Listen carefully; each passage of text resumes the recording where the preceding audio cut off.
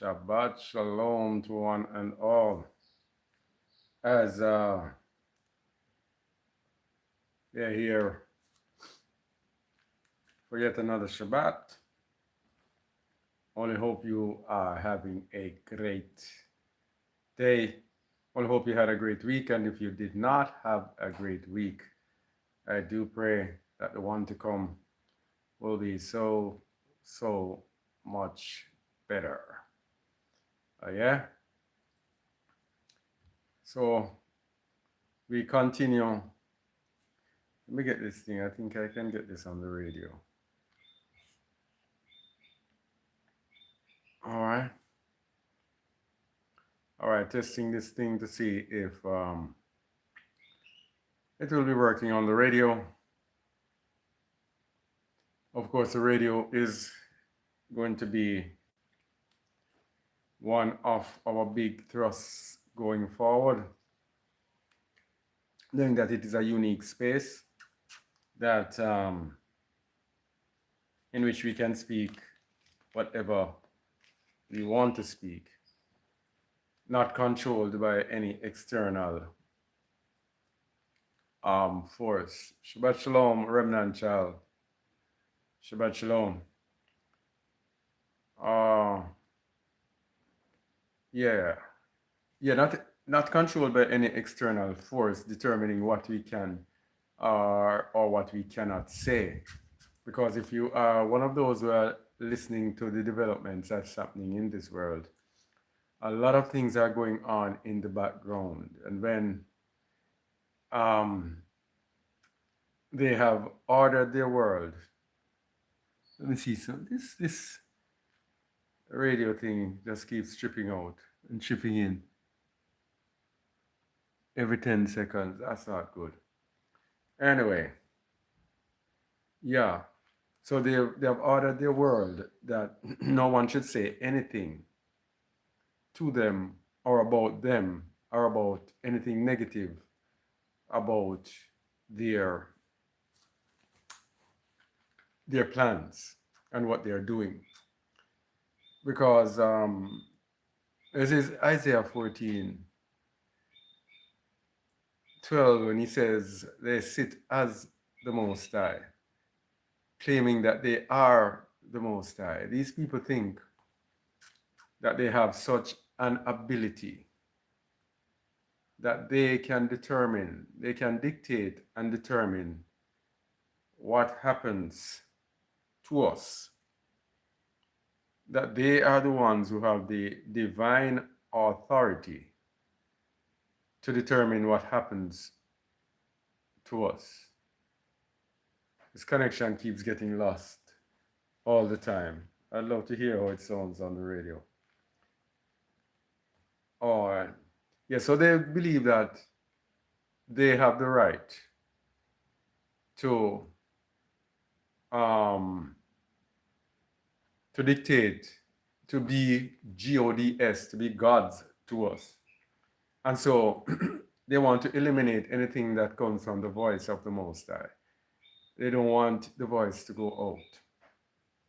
So that is why several years ago, the Most High made us make Jah Radio. And Jah Radio is our medium where we can speak.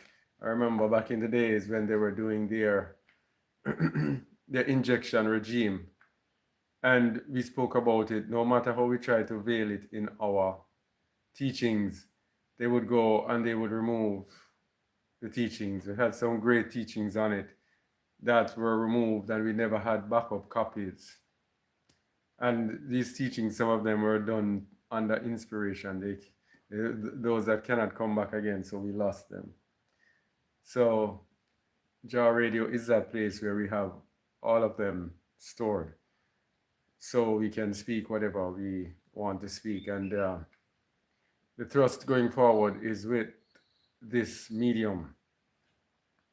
And we plan to have an interview program. We tried it before. Of course, I'm speaking now. We're going to be going into some teachings, but I'm just saying this. We tried it before, but we want to make the interview program a bit more, what should I say? A little wider, so that anyone, and I'm putting this out to anyone who has anything they think they may contribute to edifying other people, just hit me up, just contact me. You can contact me through the contact form on one of our websites, justaword.org or jawradio.org, and let me know. Or yeah, and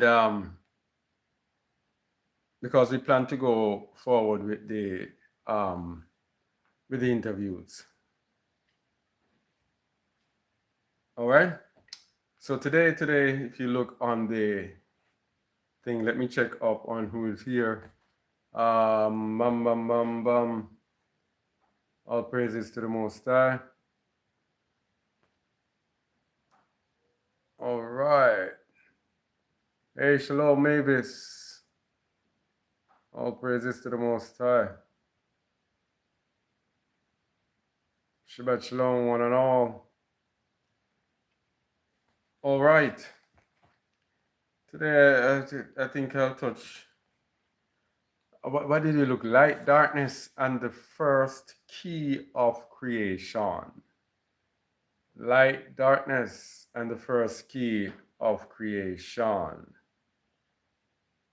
SCP. Shalom, shalom. Shalom, David. Badajlo. Janelle, how are you? Nation of Yasharal. All praises to the Most High. McNair, Shabbat Shalom. Stocks Load. All praises to the Most High. Leslie Ann, Shalom, Shalom. Netanyahu, Shabbat Shalom. Verona, Shalom, Shalom. Joshua. Riggs. Shalom, Shalom. Ayamelech, all praises to the Most High. So light, darkness, and this is one of those teachings, man, it would be better to have it on the screen, but we're not ready for the screen as yet, because some of these verses you have to be looking at them. And by the way, you can check out our website, justaword.org. Go on the downloads page. You can go directly, justaword.org/downloads, and that will take you to the downloads page. Or you can go on justaword.org, click on the menu, click on downloads, and you can download the book of Melchizedek, which we will use. I think we will also touch the books of the Netzarim. You can also download that book. It is very, very good if you could be reading along, because the book of Melchizedek especially is a deep book, very deep book. And when you hear the words, it might not connect as good as when you are actually looking at it. All right?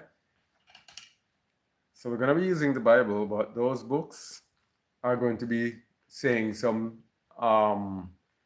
words that we need to get. All right. So light and darkness. Last week we touched it, but we'll have to touch it again in the book of Bereshit, or Genesis, chapter 1, verse 1, which says, maybe it's, my name has changed. I know you had problem getting Kazakh. It's Khereb. That's the name. Khereb. Khereb. Khereb. That's the name. Khereb Kabod. All right? Just for your information. So you can start practicing on that. Genesis 1:1. In the beginning, Adonai or Elohim created the heaven and the earth. And the earth was without form and void, and darkness was upon the face of the deep.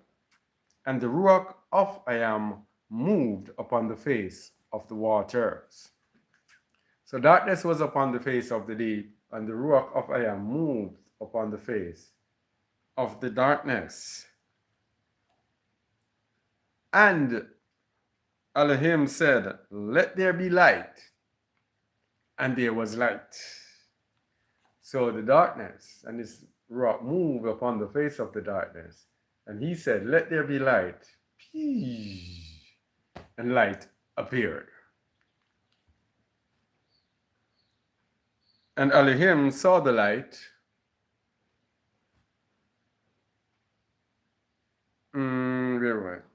That it was good. And Elohim divided the light from the darkness. Divided the light from the darkness. It's a very important few words there. He saw that the light was good. And he said, you know what? I'm going to separate the light from the darkness. The very same similitude in us. When light comes to us, we have to separate the light from the darkness. Oil and water cannot mix. Light and darkness cannot mix for our perfection. Yes? Cannot mix for our perfection. So when the light comes, the light has to be separated from the darkness because the light is good. And Elohim called the light day, and the darkness he called night, and the evening and the morning were the first day. So we have light and darkness.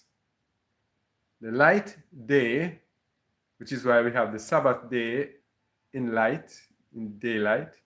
So he called the light day, and the darkness he called night. You see this thing here?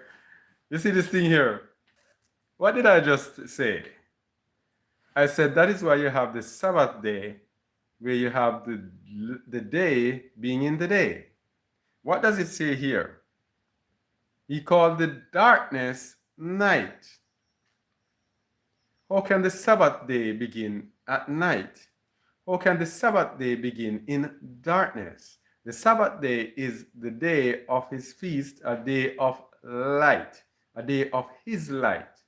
How can that Sabbath day, I never planned this, how can that Sabbath day be in the night, at even? All right? Scripture beareth witness. Anyway, now this brings me to the books of the Nazarene. As I said, Nazarene 6, page 63. Speaking to the people about him, Emmanuel said, so long as the great sun never shone upon earth, there was darkness. And had it not come to shine, there would be darkness still. Which takes us to where? Which takes us to Genesis 1:14. All right, so as long as the sun never came, there would be darkness. Genesis 1:14, that is. And Elohim said, let there be lights in the firmament of the heaven to divide the day from the night. And let them be for signs and for seasons and years. Here we go again with the Sabbath. And I am said, let there be lights in the firmament of the heaven to divide the day from the night. Separate. Remember, the Most High divided the light from the darkness. He divided the day from the night. So the sun and the moon were given to divide the lights, to divide the day from the night. The moon was given the night, the sun was given the day. And it says, let them be for signs and for seasons and for days and for years. The word seasons there is the Hebrew word moed, which means let them be for signs and for seasons. The seasons is appointed place, appointed time, meeting, appointed time, set feast, set feast. The Sabbath is the first feast. If you go to Leviticus 23, it tells you about the feast. It says, let there be for signs and for feasts. Leviticus 23 tells us about the feasts. Verse 1. And I am spake unto Moses, saying, speak unto the children of Yasharal, and say unto them, concerning the feasts. If you look at that word feasts, it's moed. Remember, Genesis 1 says, let them be for signs and for moed. In Leviticus, it's telling you, say unto them concerning the moed of I am, who I am, which ye shall proclaim to be holy convocations. Even these are my moedim, my feasts. 6 days shall work be done, but the seventh day is the Sabbath of rest. And holy convocation, you shall do no work therein. It is the Sabbath of I am, who I am, in all your dwellings.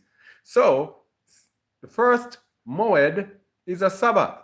If you go back now to Genesis, where was I? To which was I using? If you go back to Genesis 1:14,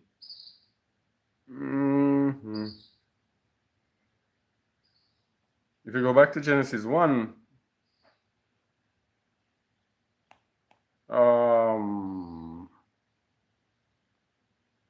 14, let them be for signs and for moed. Sabbath is a moed. So with the Sabbath, the light must be divided from the day. You cannot combine them.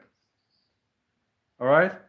So, just saying something that has been brought out to me as I go.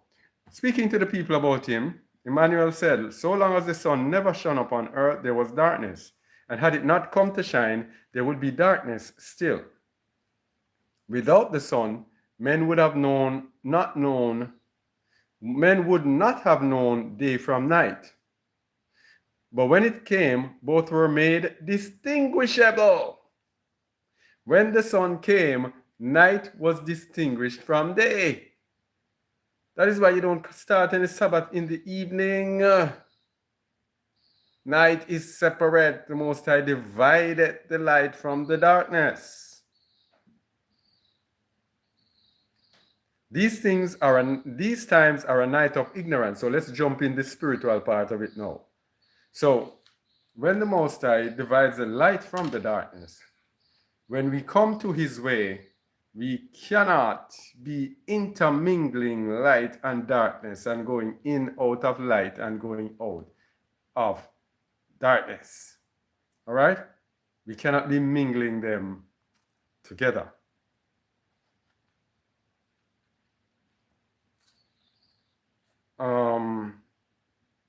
These times are a night of ignorance, wherein wrongdoing and bewilderment prevail. But a light has come to dispel the darkness and make right distinguishable from wrong. So when light comes, it dispels the darkness. That's what light is supposed to do. It's supposed to throw the darkness away. So when light comes, one of the things that we dispel, or the light dispels, or the light has dispelled in me, is the danger and the fallacy of religion.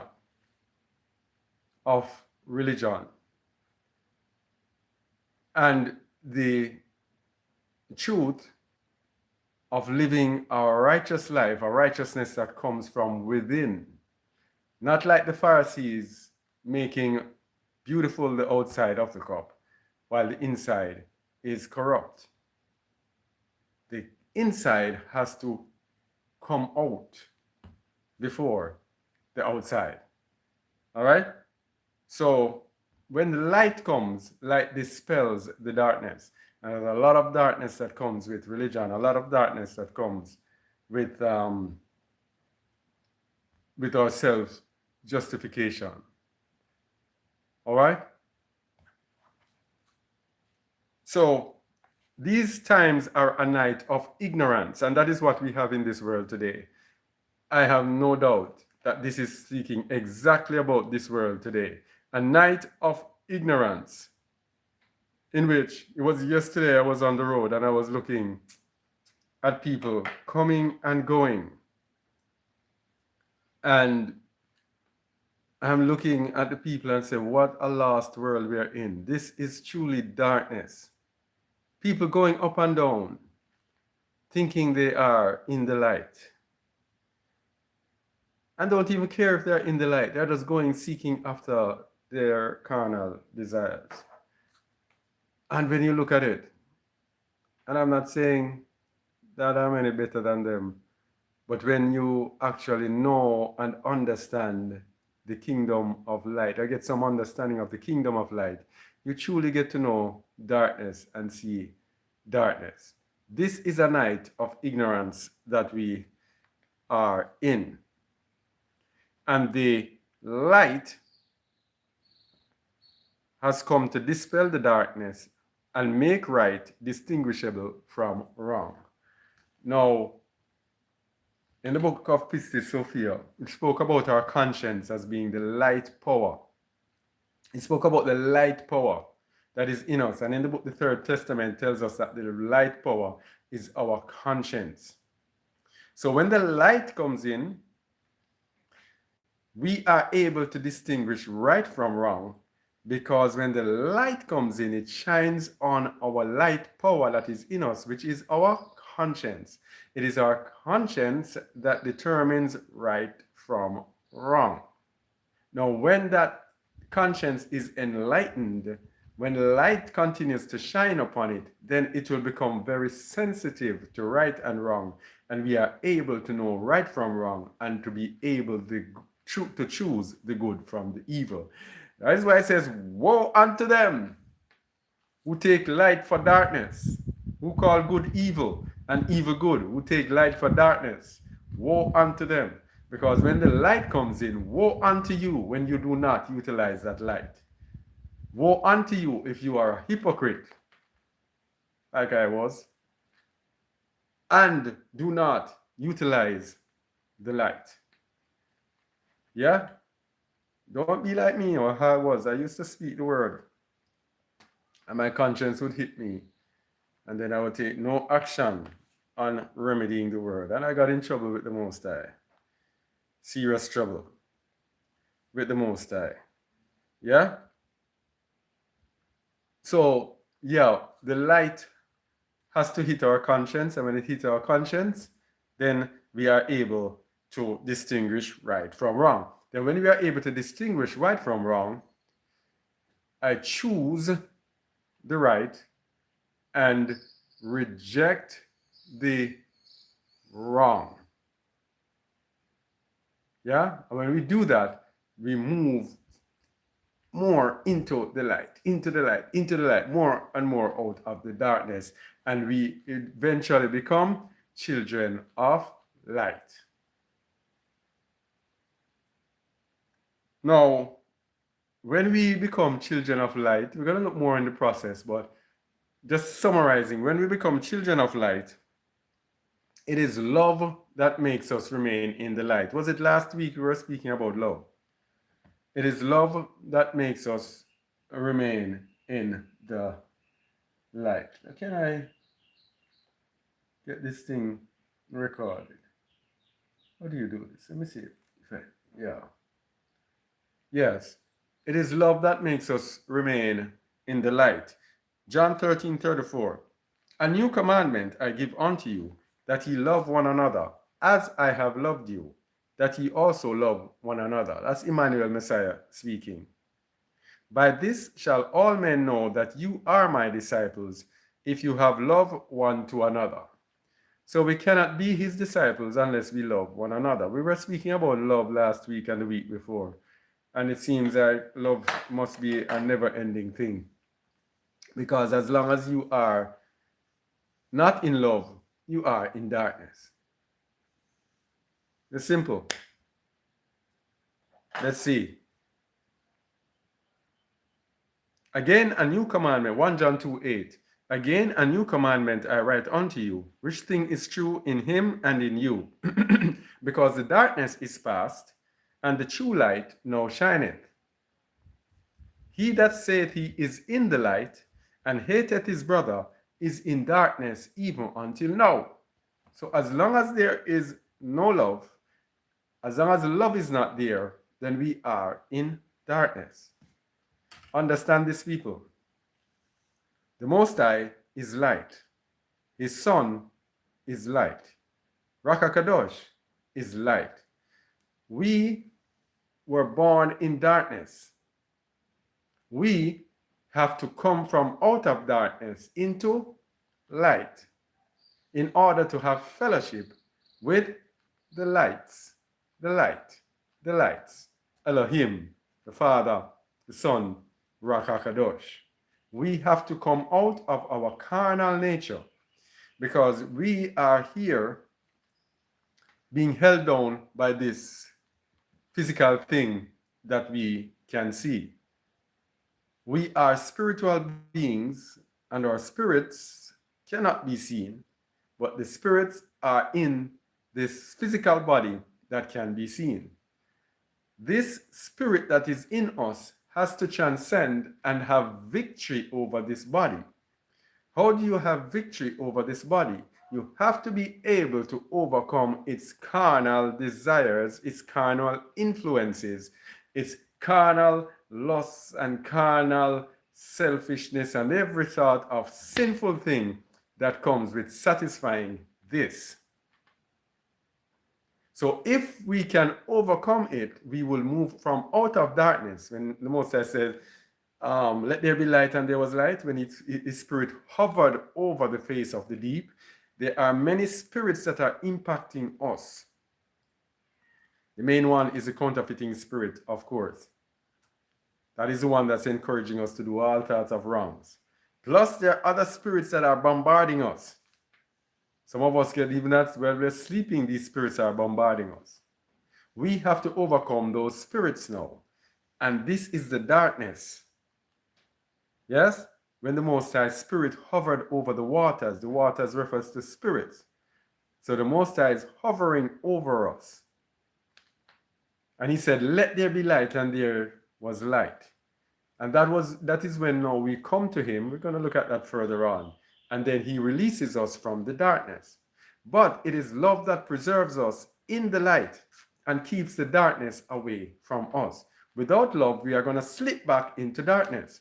This is why you see so many believers struggle with sin. So many believers struggle and say, boy, we'll get it right one day. We'll get it right. It is because of love.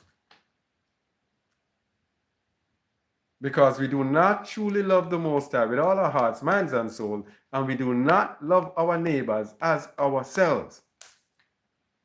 And because of that, darkness is still upon us. The power of darkness is still upon us. And so we struggle.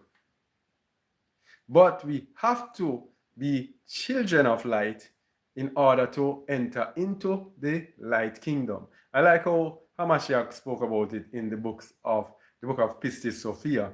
He calls it the light kingdom. The light kingdom. So, children of darkness, we cannot enter into the light kingdom. So, our zeal must be to be children of light.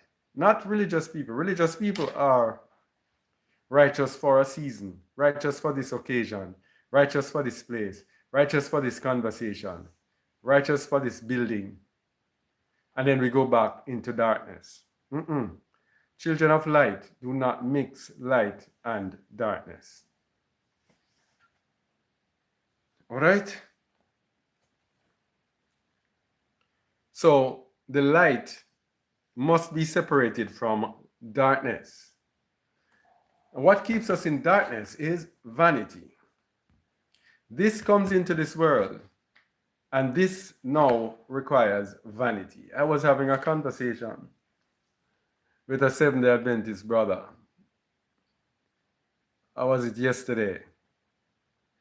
And he was saying to me that because sometimes when I speak to people, I have to identify when they are going to say something that edifies me and when I can say something that edifies them. So when the conversation started and he started speaking, I knew right away that he had something. And these are things that I'm telling you about, like on Jar Radio, for Jar Radio interviews. If you have conversations like these, thoughts like these come to your mind, I would really like for it to go out there. I'm going to tell you what I mean. This is a prime example of what I said at the beginning when I said if anyone has a thought or anything, the interview is not going to be asking you about your business. It's about an inspiration that came to you. More like that. Anyway, if you hear this, you'll see what I mean. And he was saying to me that, from we were born, we are going around. We want to get rich. And we work and we do everything to get rich. And time wears on.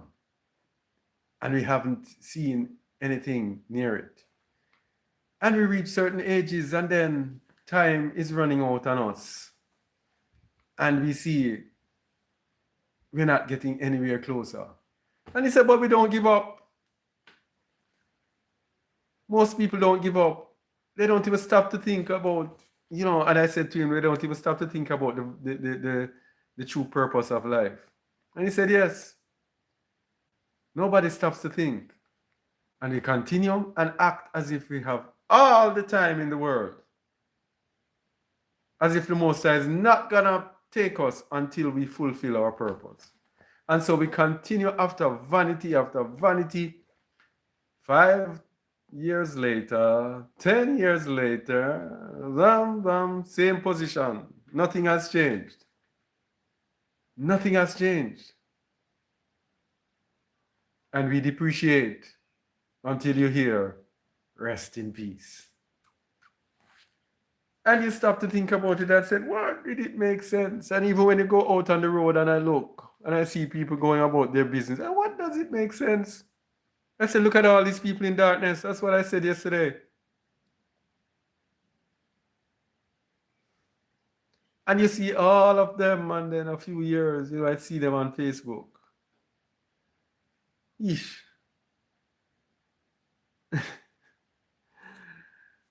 This is what causes it. This puts a will in us to ignore our conscience, our light power, and keep chasing after satisfying this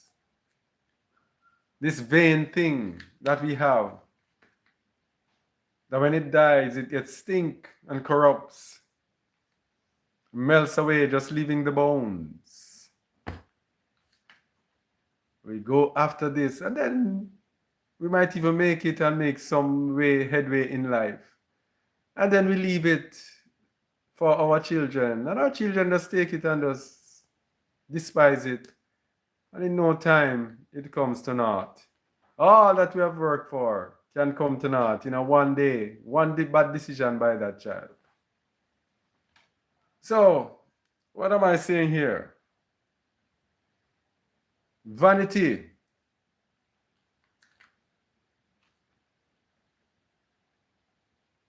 Vanity is darkness. Yeah? Vanity is darkness. When we truly come to know the meaning of life, we know that we have to just love our way through life. That's it. Love our way through life and reject vanity.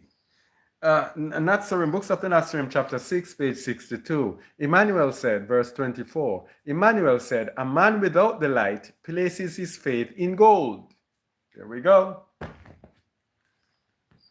If we don't have the light, then this is what we are going to look to satisfy. Lust. When you have the light will stimulate your light power, which is your conscience.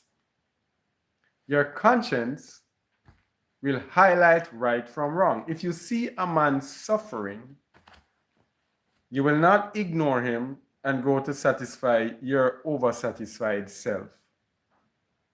Because that's what people who are vain do.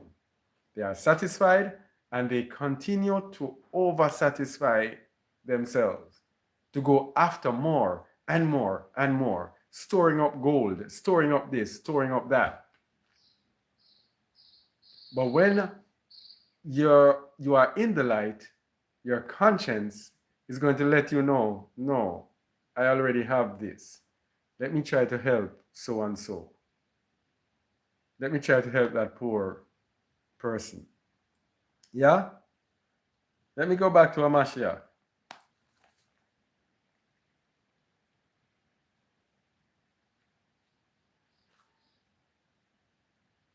Emmanuel said, Books of the Nazarene, chapter 6, verse 24, a man without the light places his faith in gold, burying it in the ground so it will support him in adversity. So he buries it in the ground, he goes to the bank and he saves his gold. Yeah? Putting up as insurance for the time of adversity, when times get rough. Yet what benefit does it bestow if he never needs it?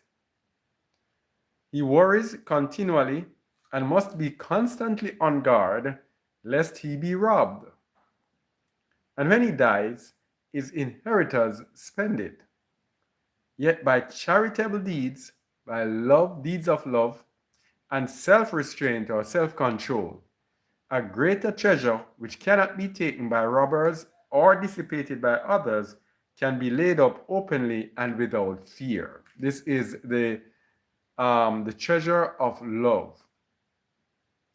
Loving the Most High with all your heart, mind, and soul, and love your neighbor as yourself. This is a treasure that is laid up in the heavens, not in man's banks or in man's hiding places, but in the heavens that is there with you forever. Ever. Matthew 6:19, lay not up for yourselves treasures upon earth, where moth and rust doth corrupt, and where thieves break through and steal. But lay up for yourselves treasure in heaven, where neither moth nor rust doth corrupt, and where thieves do not break through nor steal. For where your treasure is, there will your heart be also. Now let's go into the light. So we see the light has to do with materialism. You cannot be in the light and be overly consumed, can't be consumed with materialism, with vanity. You cannot. Of course, there are basic vanities that you need, feed food, and clothing be there with content, as Shaul said. Some people would add that you need, the clothing actually means the house that you live in. You need to live in a house in order to be sheltered from the elements, etc. Verse 22 says, the light of the body is the eye. If therefore thine eye be single, thy whole body shall be full of light. So if your eye be single, which means this is your eye. If it is fixed on the ways of the Most High, on the truth and the perfection in the Most High, then you will be full of light. And this light, Hamashiach spoke about it in Matthew 13, when he says, to you it is given to know the mysteries of the kingdom, but to them it is not given. And he told you why he did not give them the mysteries, because their eyes they have closed. So our eyes have to be single, our eyes have to be focused on the will and on the way of the Most High. It has to be focused. And when the eye is focused and the eye is single, single meaning it is just focused, laser focused on perfection, on the kingdom of the Most High, then and only then will your body be full of light. Because you're going to be mixing light with darkness if you are not single-minded. So if you're here focusing on the Most High, for example, and you're here seeking the Most High, and you keep your Shabbat, and you're like, whoa, today is a great Shabbat, and spiritual, and you worship, and you, oh, Father. And then when the Sabbath is over, you just continue and go on, chasing after your vanity, going after the same old life. You become a religious person who the Most High knows within himself that you are not right. But if thine eye be evil, thy whole body shall be full of darkness. So you see, the eye is laser focused, single-minded. Your body will be full of light. But if you go off into any evil, any lust, anything that is not of the Most High, your whole body will be polluted with darkness. So it's hard to be single-minded, easy to be double-minded, easy to be in darkness, harder to be in the light. No man can serve two masters, for either he will hate the one and love the other, or else he will hold to the one and despise the other. You cannot serve I am who I am and mammon and wealth. So light and darkness are directly correlated to vanity, to wealth, to seeking wealth. All right? To seeking wealth, to be greedy. I'm going to say seeking wealth, to be greedy, storing up materialism for yourself. So, as believers here, we are called to be children of light. We are called to be children of light. If we are not of the light, then we are of darkness.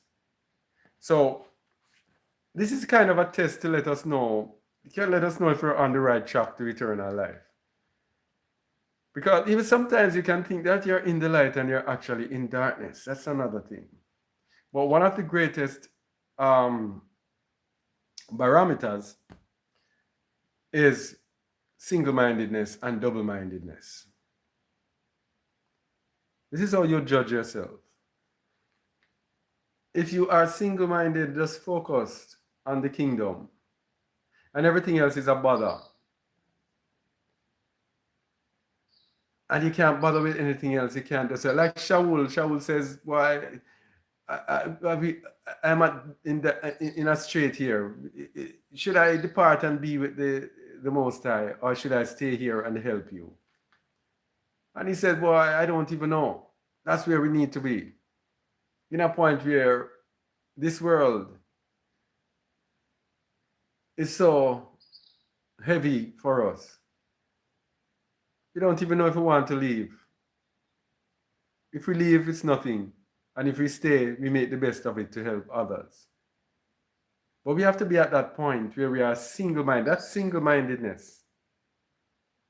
Because the single-mindedness is that focus on the Most High, to know that if you leave, you want to be with Him, but you want to stay and help others out of what they are in, so that they too can experience this desire. So it's single-mindedness that shows us. 1 Thessalonians 5 verse 1. But of the times and the seasons, brethren, ye have no need that I write unto you. For yourselves know perfectly that the day of Adonai so cometh as a thief in the night.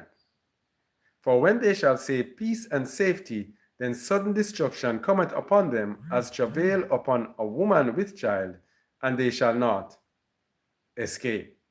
So when they say peace and safety, it comes in the night. Yes, it comes in the night. Where is it? The day of Adonai so cometh as a thief in the night. It comes as a thief in the darkness. So if you are in the darkness,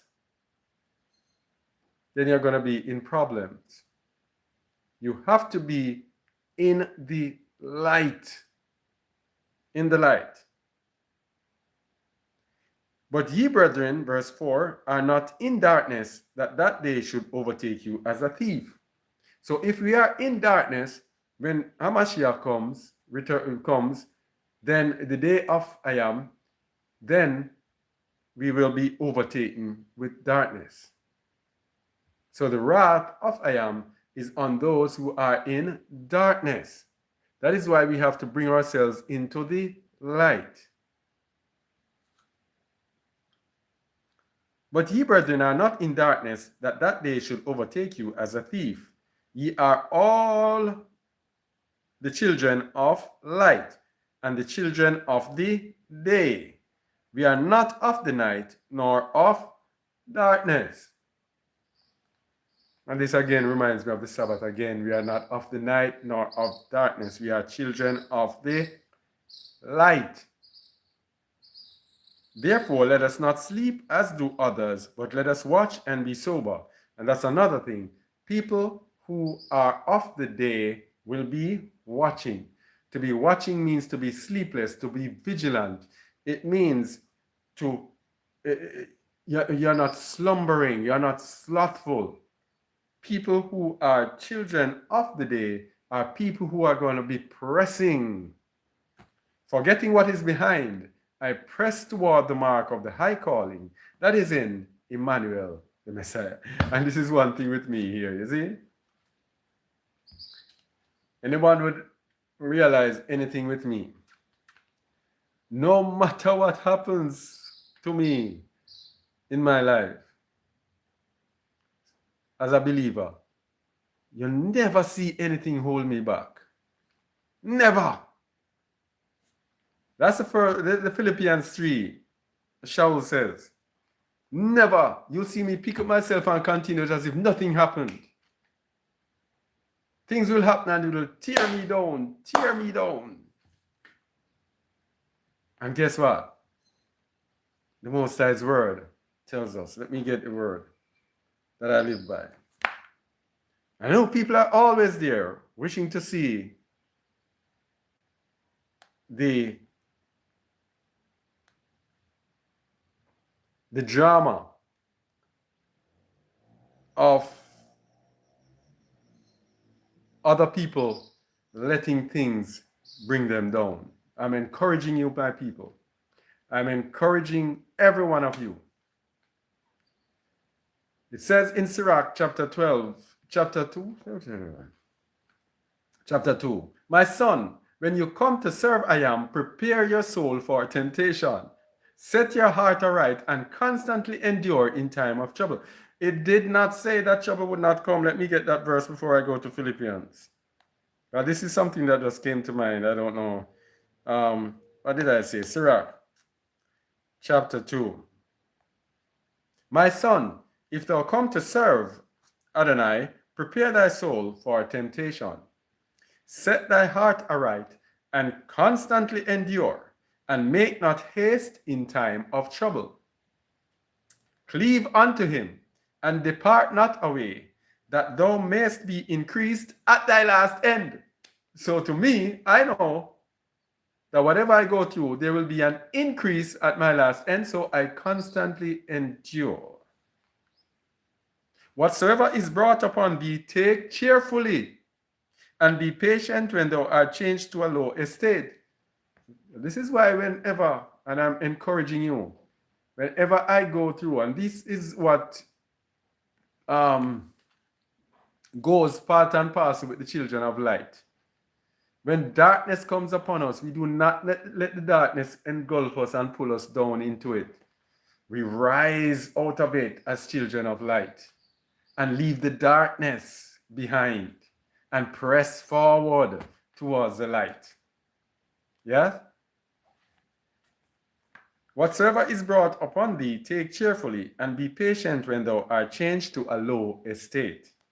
For gold is tried in the fire, and acceptable men in the furnace of adversity. So adversity, the furnace, the fire of adversity, that is the persons who are tried there are those who are acceptable. Believe in him, and he will help thee. Order thy way aright, and trust in him.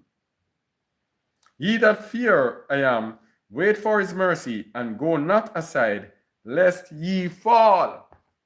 So that is why never ever allow anything to pull you down. You go through trouble, you go through trials, you go through the worst of things. Never ever let it keep you down or get you down. Yeah? So as Shaul says,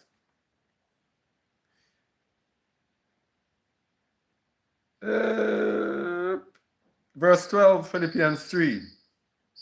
Not as though I had already attained, either were already perfect, but I follow after, if that I may apprehend that for which also I am apprehended of Hamashiach Emmanuel. Brethren, I count not myself to have apprehended, but this one thing I do, forgetting those things which are behind, and reaching forth unto those things which are before, I press toward the mark for the prize of the high calling of I am who I am in Hamashiach Emmanuel. And I'm encouraging you now. Let us therefore, as many as be perfect, be thus minded. Think like me. And if in anything ye be otherwise minded, I am who I am shall reveal even this unto you. I don't even remember how I got here. Oh yes, we must be children of light. So we don't let the darkness pull us down.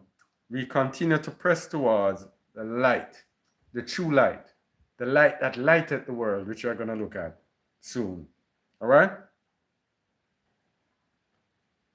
Verse 8, but let us who are of the day be sober, putting on the breastplate of faith and love, or for an helmet, the hope of salvation. Faith and love. So we have the hope of salvation. We press on towards the mark of the high calling, regardless of what happens. And so we put on the breastplate of faith. Faith and love. The breastplate is the protection. Remember, we said it is love that keeps you in the light. Faith and love, the breastplate that protects you from the blows of the enemy, protects you from the darkness. Of course, our last teaching we did on love last week. You should check that out if you have not seen it. Verse 9, for I am hath not appointed us to wrath, but to obtain salvation by our Adonai, Emmanuel the Messiah, who died for us, that whether we wake or sleep, we should live together with him. So, this is the key now. The key is the light, who is Hamashiach. So the Most High gave us Hamashiach so that we could obtain salvation through him. Wherefore, comfort yourselves together and edify one another, even as also you do. You do. So people, we walk in the light. Yeah? We walk in the light. So we have salvation for those who walk in the light, but there is condemnation for those who walk in, who remain in darkness. Those who remain in darkness are condemned, because you will have no lot nor part with the children of light.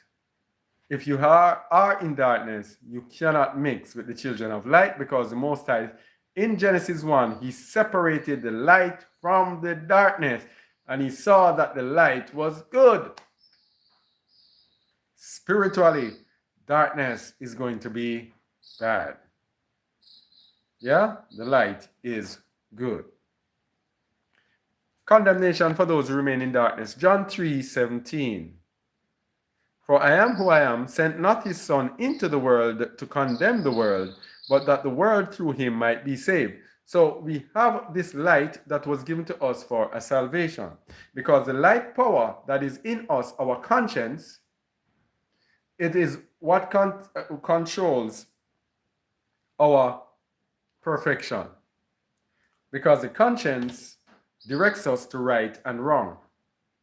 When we develop the conscience by accepting the light of the Messiah in us, to work with our conscience, to give us the light of the Father in the face of the Messiah, in the likeness, in the image of the Messiah, not image, I don't want to use the word image, it might sound like idolatry. In the likeness of the Messiah, the Most High shines his face through the Messiah and his teachings and his words and his instructions.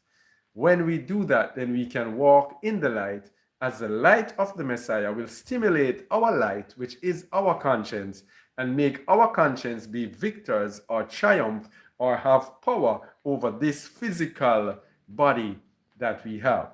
People, we have to understand these things, so that when things are happening, we're not just living. Because remember, most people do not understand these things, and they just go about and just live. Most people who say they are believers, they do not understand themselves. And in not understanding ourselves, we are easily tricked, we are easily deceived.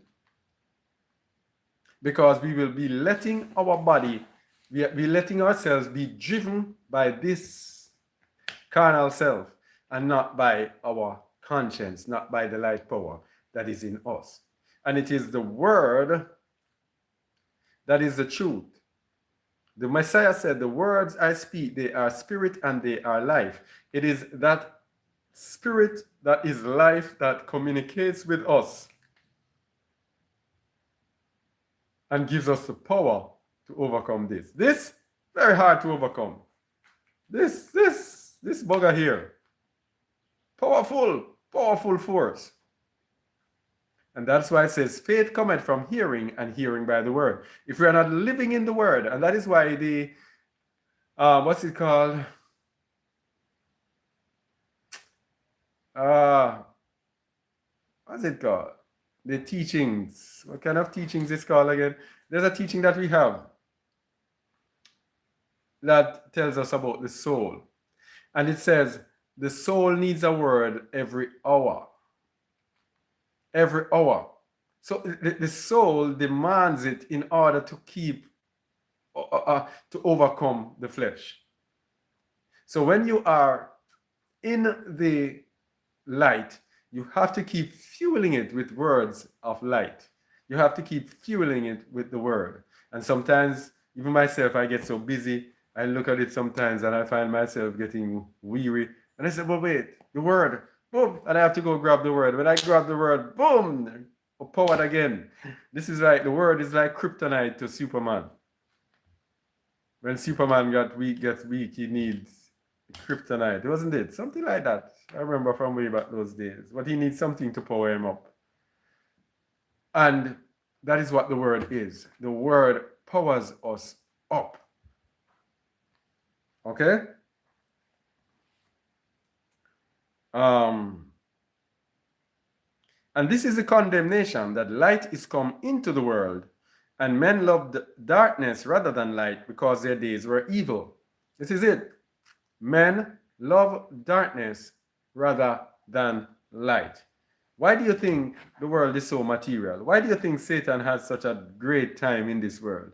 Why do you think we struggle as believers and we can hardly overcome and walk in righteousness? Why do you think? Because men love darkness rather than light. Because we were born in sin, shaped in iniquity. Our comfort zone is in darkness. Our comfort zone is in darkness because we were born in sin, shaped in iniquity. We lived it. It is a hard thing to walk in righteousness. When you see to walk in righteousness, you see how hard it is because every step along the way, there is something that is dragging you back.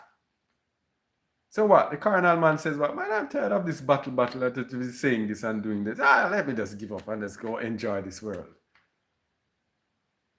It is easy to enjoy this, even though after a time it must reach a point, and it sometimes doesn't reach a point where you get tired and say, "Well, there must be more to this world." Some people do that.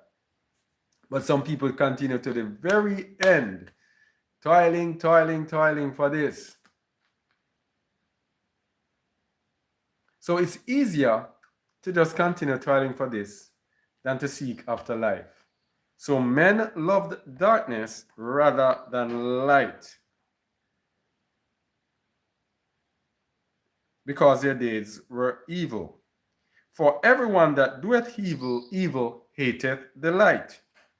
I was having a conversation again with another Christian, and he was speaking about his problems with family, etc.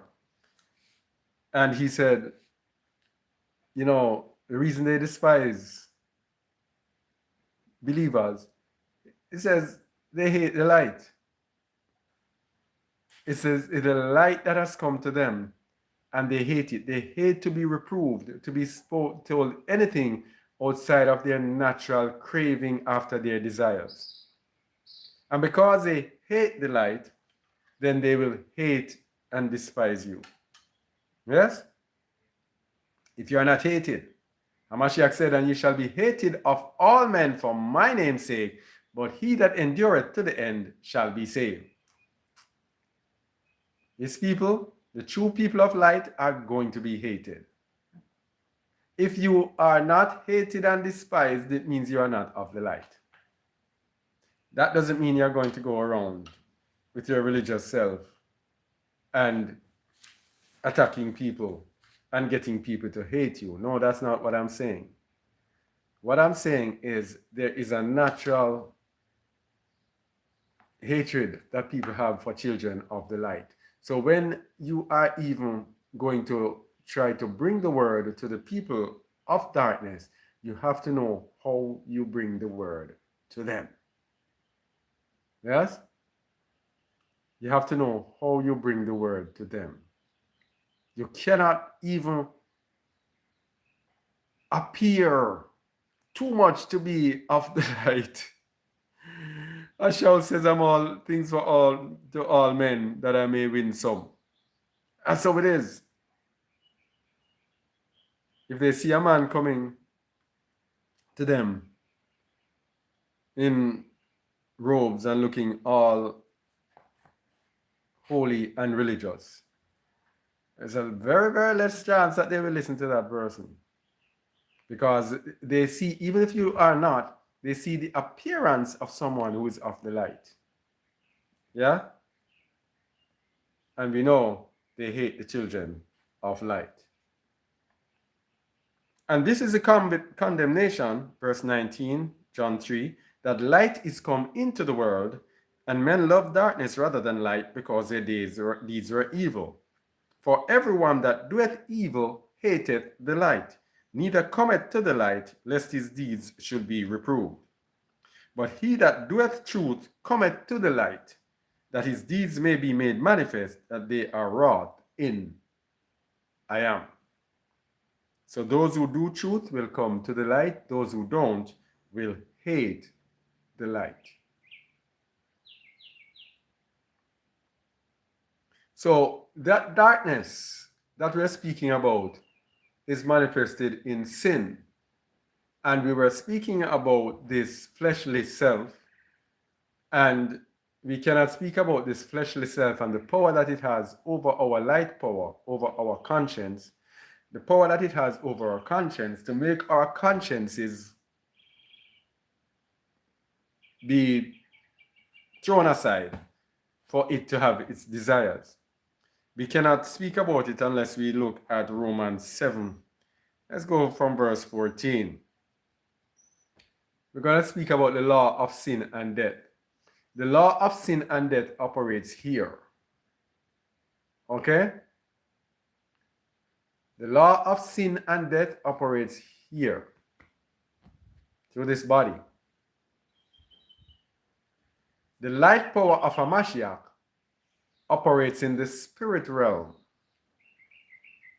It's the light power of a Mashiach that can let us overcome the law of sin and death. The law of sin and death is a force that is in us, that when we know that something is wrong, we still do it. When we know that something is right, we don't do it. It is that force that is compelling us to disobey the Most High and to obey ourselves, to be our own governments and to decide what we do. When we come to the Messiah, when we come to the Most High, it is an agreement to give up our government of ourselves. That is why Hamashiach said, if any man come after me, let him deny himself and pick up his stake and follow me. So when we come to the Messiah, it is an agreement we make, spiritual agreement, that this is going to be denied. The law of sin and death is not going to have power over me because I'm going to deny this of its desires, of its lusts. That is denying self. When we do that, then Hamashiach can communicate with us through the light power that is in us, through Ruach HaKadosh. If fortunately we have Ruach HaKadosh dwelling in us, then it's even better. We are directed now in the right path, and we are directed in the way of truth, in the way of the Spirit, not in the way of the flesh. If the light power cannot communicate with us, with our conscience, then the way of the flesh will be leading us, and we will be led into sin. We will be led into darkness. Darkness. I hope you're understanding these little things, people. All right? Oh, you're hearing the birds outside. All praises. Anyway, Romans 7:14. For we know that the law is spiritual, but I am carnal, sold under sin. Because I'm carnal and sold under sin, walking in a sinful body, being carnal, I have to overcome my carnal desires. This is the game of life that we live. We were born, people, if you know the thing about life, that you're on this earth, you're born and put here not to go about satisfying you like how you look on the street and you see people doing every day, going after their desires, going after this, and that's not what you are here for. You're here to overcome. It's like a game show. It's like a sport. They give you a ball and say, kick that ball through those posts. But there's a man standing in there that's going to block you. You have to figure out how you're going to kick that ball past him. That's the game. The more people who kick past the goal, those are the people who win. It's the same thing. You are given this body and told, overcome it. If you do not let that light power in you rule over it, then you are going to remain in darkness. You are going to be rejected in the end because you will be a worker of iniquity. Because the world is given into the hand of the wicked, so everything that satisfies itself from this world is going to be satisfied in wickedness, it's going to be in evil, it's going to be in sin. Yeah?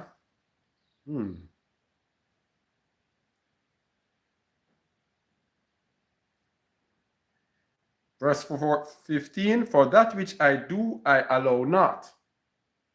For what I would, that do I not. But what I hate, that do I. So what I like to do, what I want to do, I don't do it. But the thing that I hate, that is what I do. I remember back in the days when I used to say that I'm going to stop. I'm going to behave myself. In the days of sin, man, it was one big flop. One big flop after another.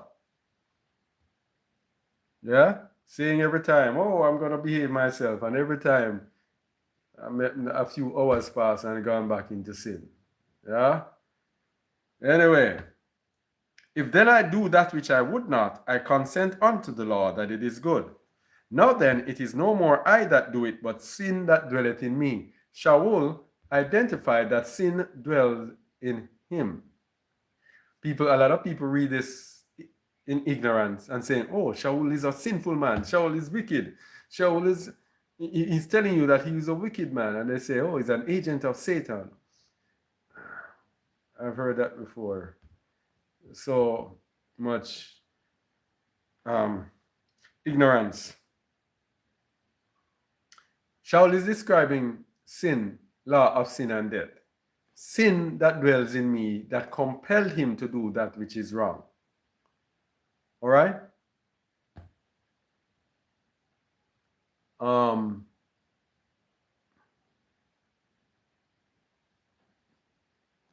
I find then a law that when I would do good, evil is present with me. This is what I'm saying. When I would do good, evil is present with me. So you want to do good because of your conscience, but evil is present with you through the flesh in combination with the counterfeiting spirit that is telling your flesh, put yourself first, satisfy yourself, don't care about him, don't care about her, don't care what nobody wants to say, satisfy yourself, give yourself that. I find then a law that when I would do good, evil is present with me. This is it. For I delight in the law of I am after the inward man. So I myself now delight that, hey, I want to do good. And this is what brings about religious people, by the way. When we want to do good, and then evil presents itself to us, and we choose the evil. Yeah? But I see another law in my members, which is the law of sin and death, warring against the law of my mind and bringing me into captivity to the law of sin, which is in my members. So there's a law in us that is compelling us, propelling us to do that which is wrong, that which satisfies this and go against the law of the Most High. O wretched man that I am, who shall deliver me from the body of this death? So that is where we are, under the power of the law of sin and death, living in darkness, dwelling in darkness, the darkness that is upon this world or was upon this world because Adam made that sin. And because Adam sinned, every man after that inherited after Adam. But the second Adam was given to us, who is Hamashiach Emmanuel. The second Adam was given to us to bring us back out of the hole that had been dug by the first Adam. So it is Emmanuel, the second Adam, that rescues us from the law of sin and death. John 8:12. Then spake Emmanuel again unto them, saying, I am the light of the world. He that followeth me shall not walk in darkness, but shall have the light of life. So in comes, through Adam came darkness. Through Hamashiach comes light. And so, he that followeth me shall not walk in darkness, but shall have the light of life. So if we want the light of life, we have to follow Hamashiach. He is the light of life who will lead us unto, shine a light unto eternal life for us. John 12:35. Then Emmanuel said unto them, Yet a little while is the light with you. Walk while you have the light, lest darkness come upon you. For he that walketh in darkness knoweth not whither he goeth. Walk while you have the light, lest darkness come upon you. So, Many of us, we come here week in, week out, or we go wherever we go and we get food from the scriptures.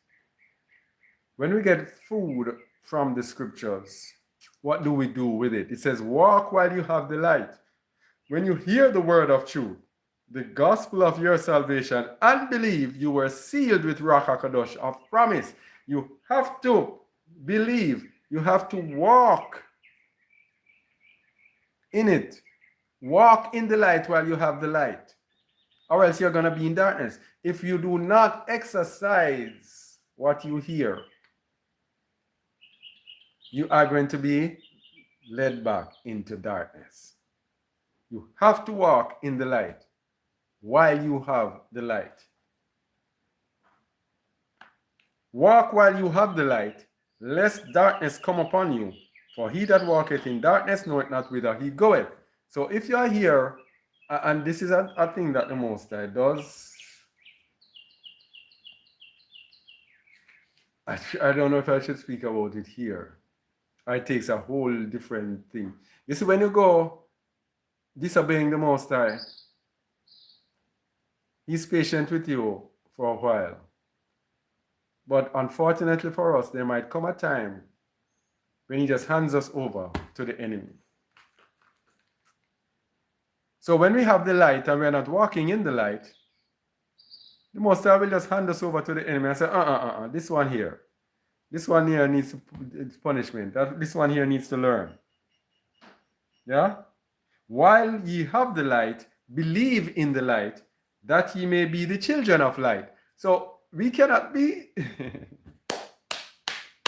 we cannot be here every day. Every day we come on the Shabbat and we hear the word, and we are not walking in it. We have to believe in the light to be the children of light. It's not hearing the word that makes us the children of light. It's walking in the light. We hear the words to show us the light. We have to walk in the light in order to be the children of light, or else we will remain the children of darkness. Because if we do not walk in the light, darkness will come upon us.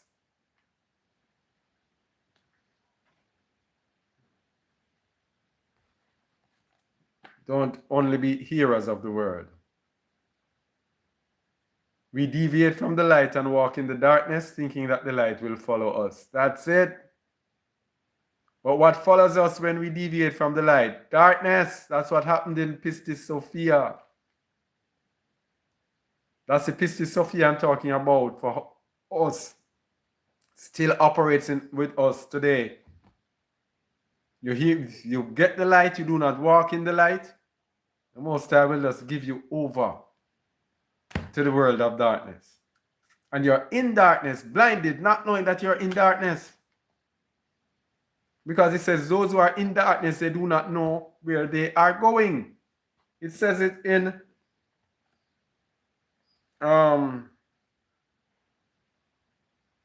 John 12:35. For he that walketh in darkness knoweth not whither he goeth. He does not know that he is in darkness.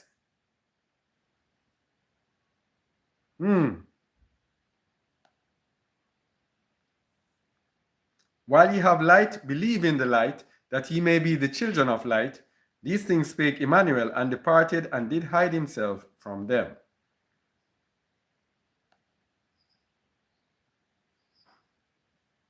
So how are we transformed from darkness into light? Should I look at this now? Because should I look at this now?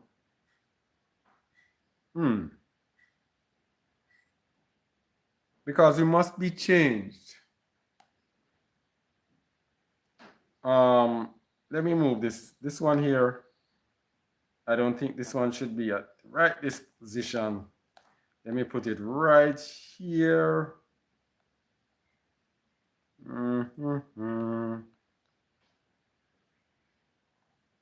Where is it?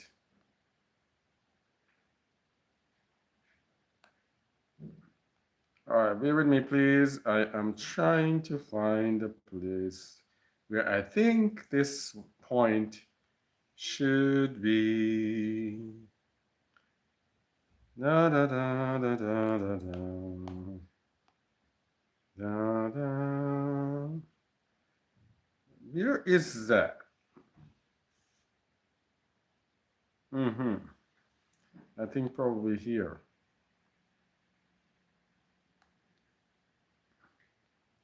All right. So where was I? Where was I? Yes, just wanna say while I'm here, um, speak about Jar Radio. That is our 24/7 online radio, and that it's available at jawradio.org, jawradio.org, and plan to put in some more work into that again, once again. Yeah, jawradio.org.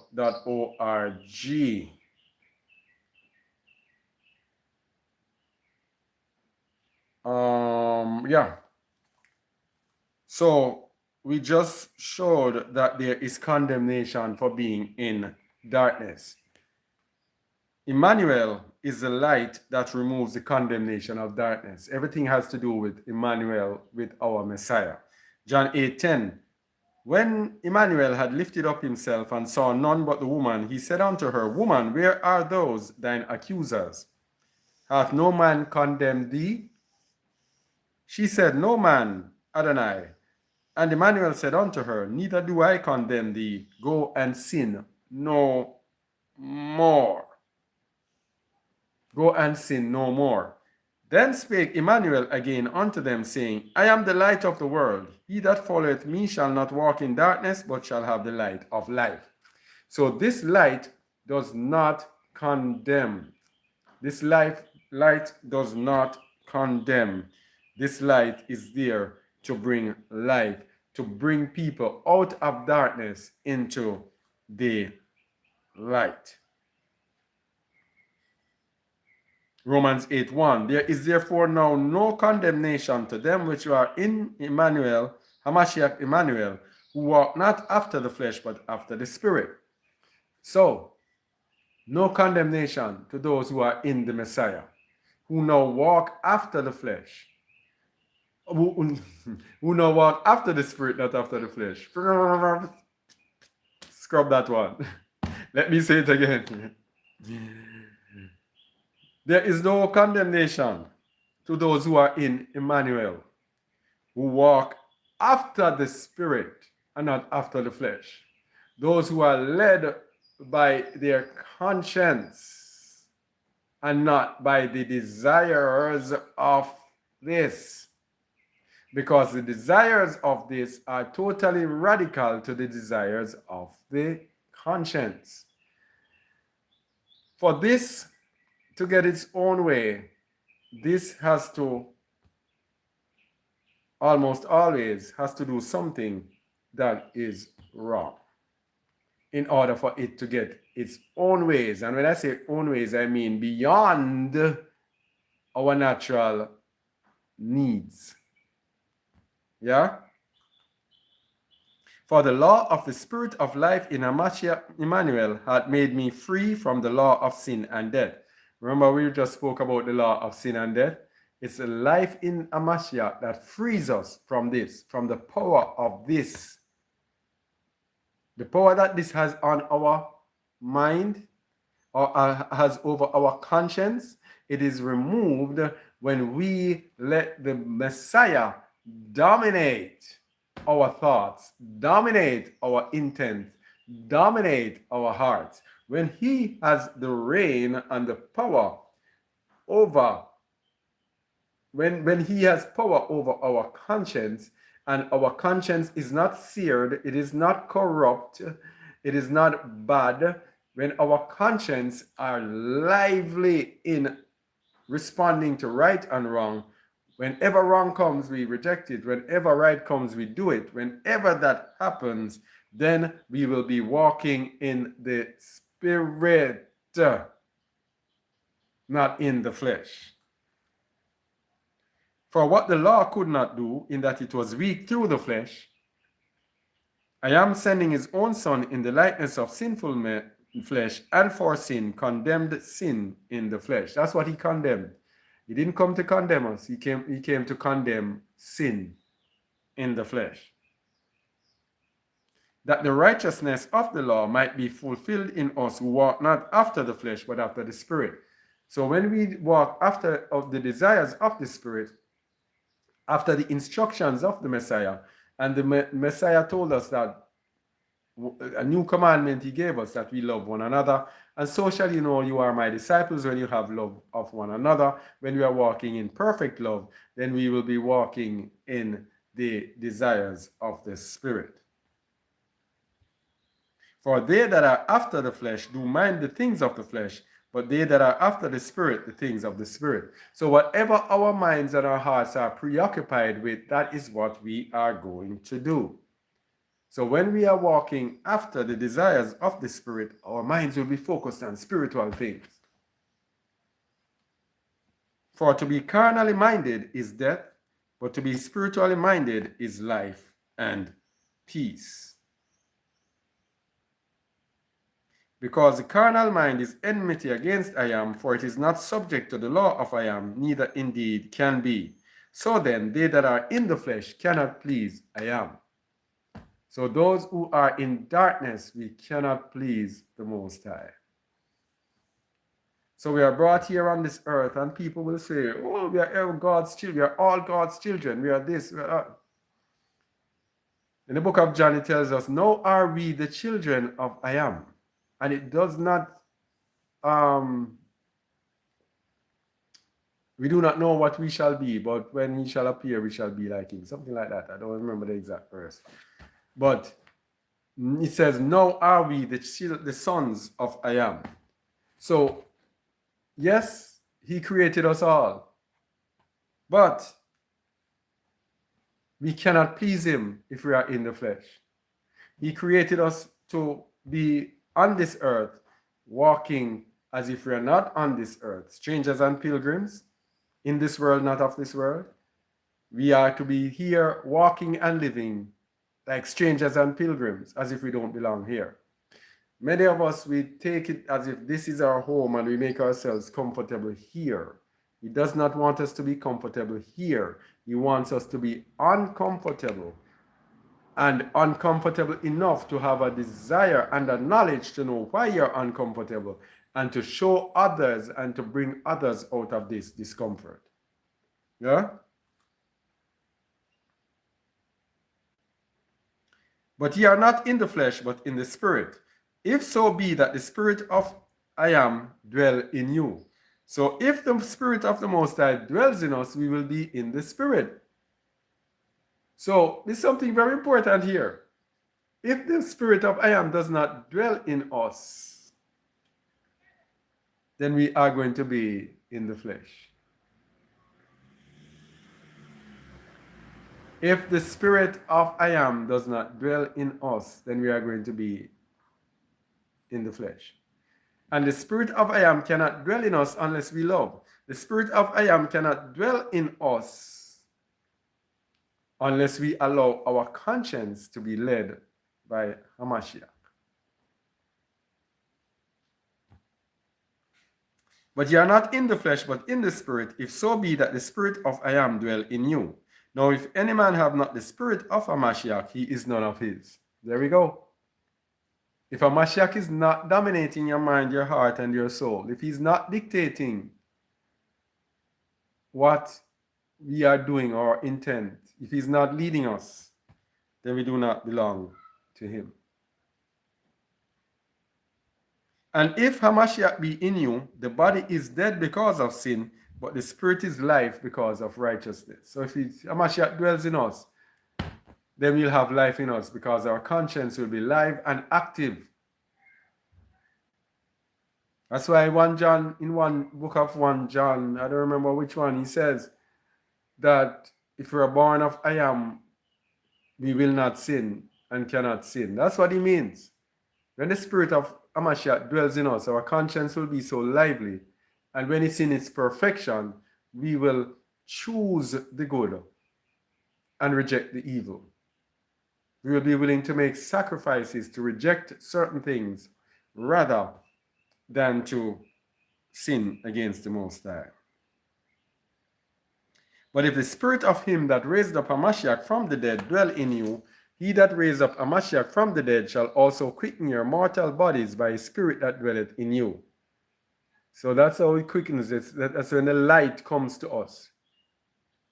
Because a Mashiach, the Most High, will quicken our dead bodies. Our bodies that are in darkness, he will bring light to our bodies. Therefore, brethren, we are debtors not to the flesh to live after the flesh. For if ye live after the flesh, ye shall die. But if ye through the Spirit do mortify the deeds of the body, ye shall live.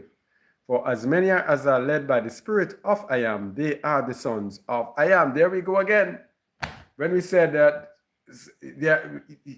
people say, oh, we are all the sons of the Most High, all the children of the Most High. Nope. What does it say here? As many as are led by the Spirit. It tells you that if you don't have the Spirit of the Messiah in you, you are none of his. It tells you that, let me go see what else it tells you.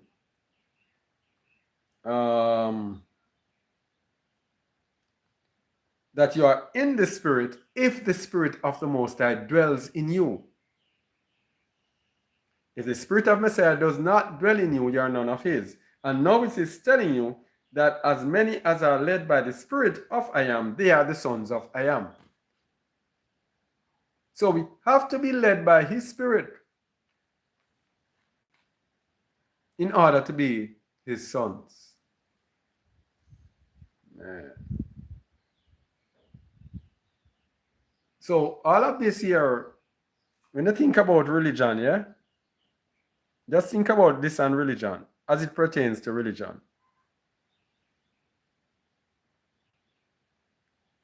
It's not a good look for the religious.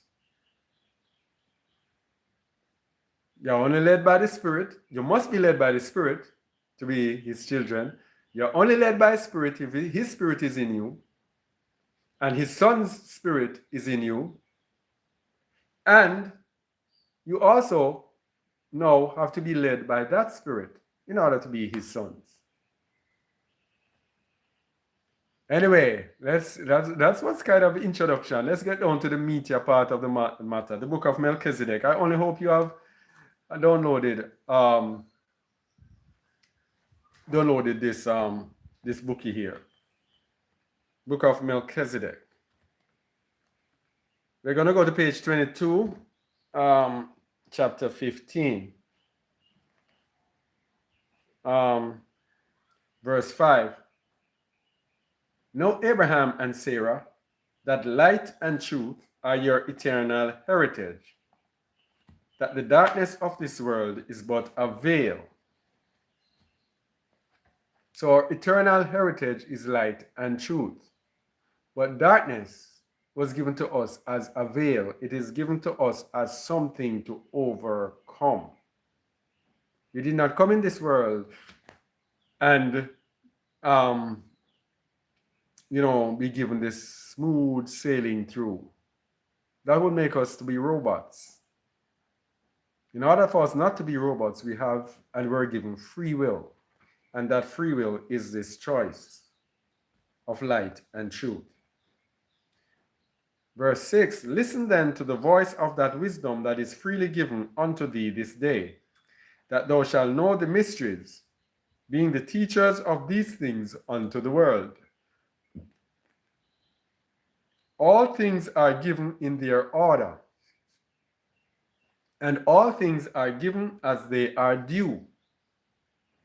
Therefore, I share with you this Torah, and in it are the 4 worlds. Now, it all begins with cutting the veil of darkness. Remember, as I said before, we were conceived in sin and shapen in iniquity. Psalms 51 verse 5, behold, I was shapen in iniquity, and in sin did my mother conceive me. So that's how we started. So we have to cut the veil of darkness. It says in verse 5, Melchizedek 15, that the darkness of the world is but a veil. So we have to cut through that veil of darkness in order for us to overcome. It is page 22 of the book of Melchizedek. So we must seek the light to escape the darkness of sin. So we must cut through the veil of darkness. So we must seek the light in order to escape the darkness of sin. Luke 11:34. The light of the body is the eye. Therefore, when thy eye is single, thy whole body also is full of light. But when thine eye is evil, thy body also is full of darkness. Take heed, therefore, that the light which is in thee be not darkness. If thy whole body, therefore, be full of light, having no part dark, the whole shall be full of light, as when the bright shining of a candle doth give thee light. So, through single-mindedness and through the light that is in the Messiah, we are able to escape the darkness by cutting through the darkness of sin. Yeah? Cutting through the darkness of sin. So, the keys of creation in the beginning was this, and first day, this and now, evening and the morning was the first day. The keys of creation are given to bring us to light and truth, to take us out of the darkness, just as how the world was in darkness. And light was given to the world, and it took the world out of darkness, but it never took it out of darkness fully, because sin was to be on the world. So he gave the sun for a light by day and the moon for the darkness by night, to make the darkness not so. And the moon is given as a kind of grace. Oh, the moon is given as a kind of grace. All right, can you give me a minute, please? Yeah, I need to spread something here. Come on.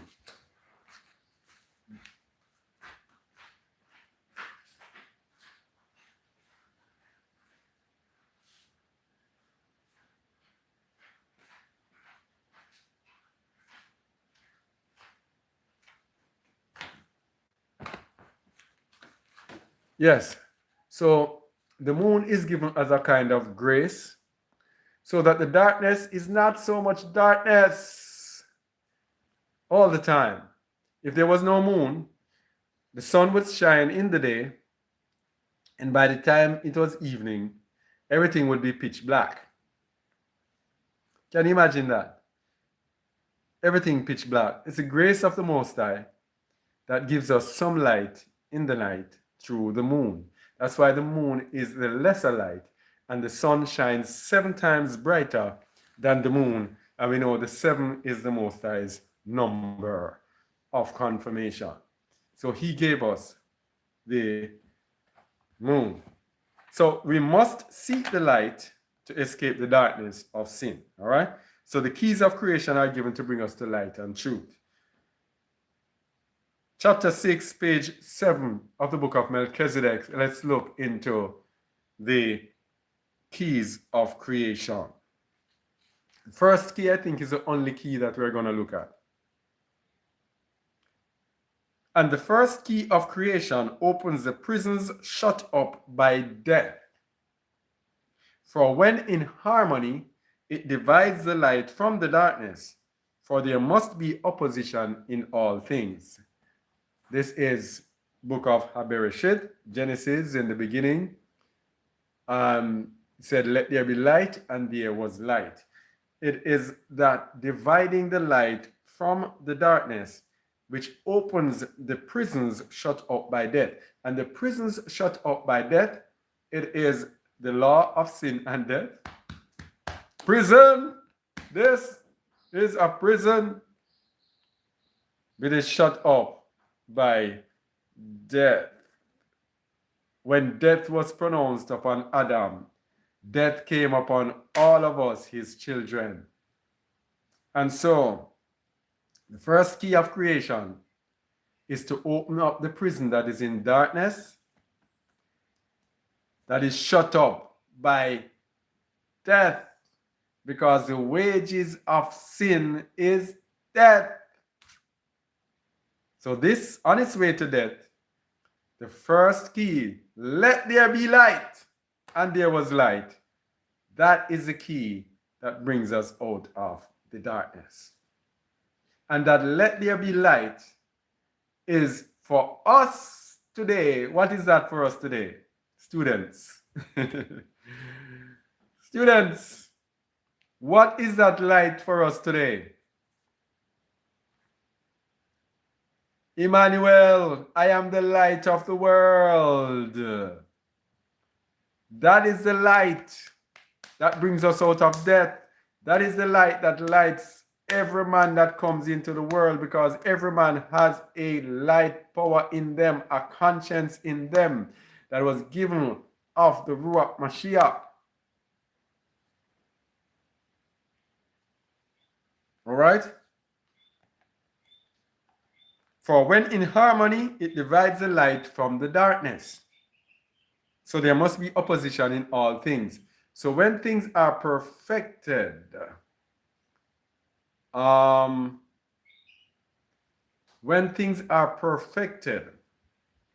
light is separated from darkness. That is when now we can actually come out of where we are. We can actually triumph over the law of sin and death.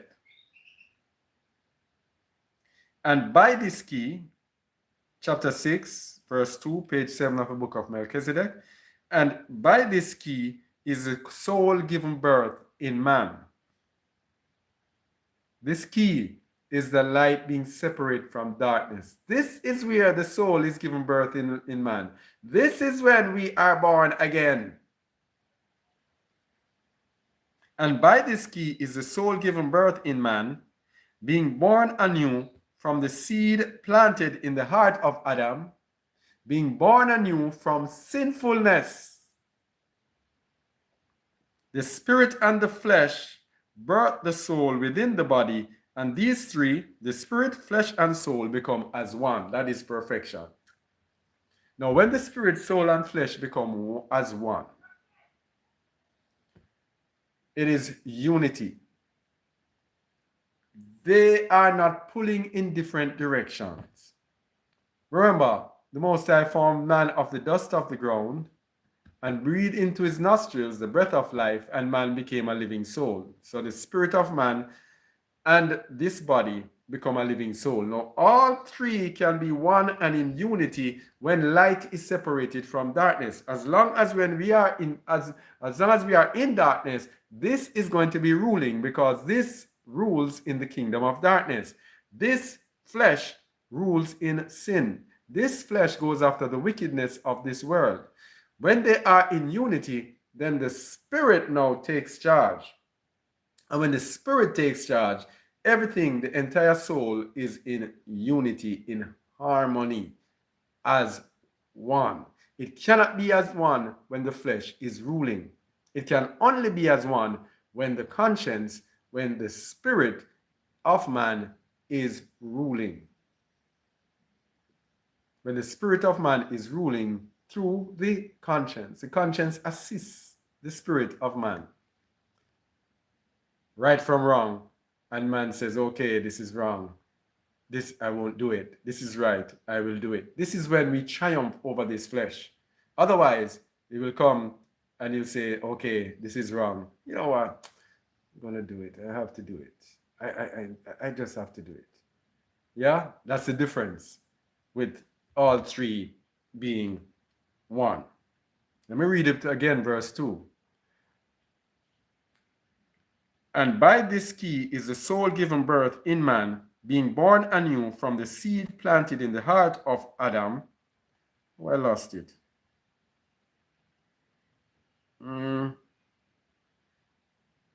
The spirit and the flesh birth the soul within the body, and these three, the spirit, the flesh, and soul, become as one.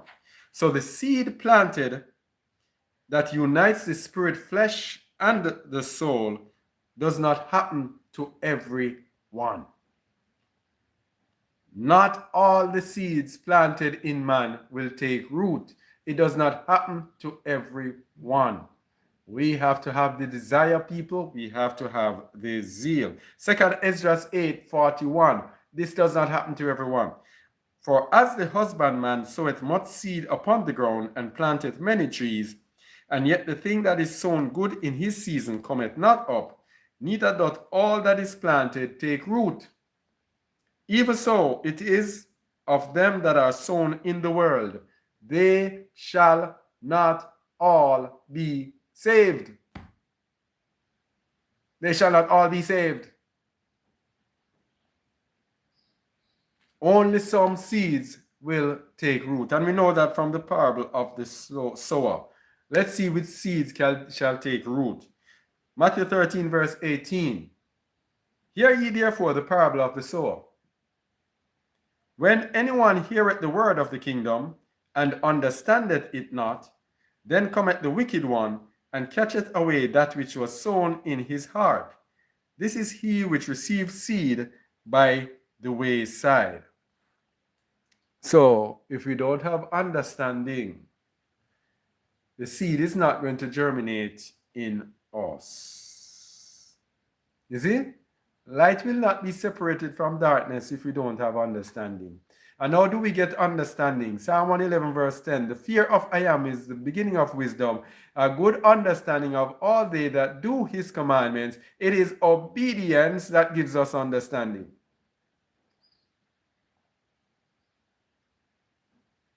So those of us who are not obedient will not receive his understanding, and therefore will not be able to have seeds germinate in us.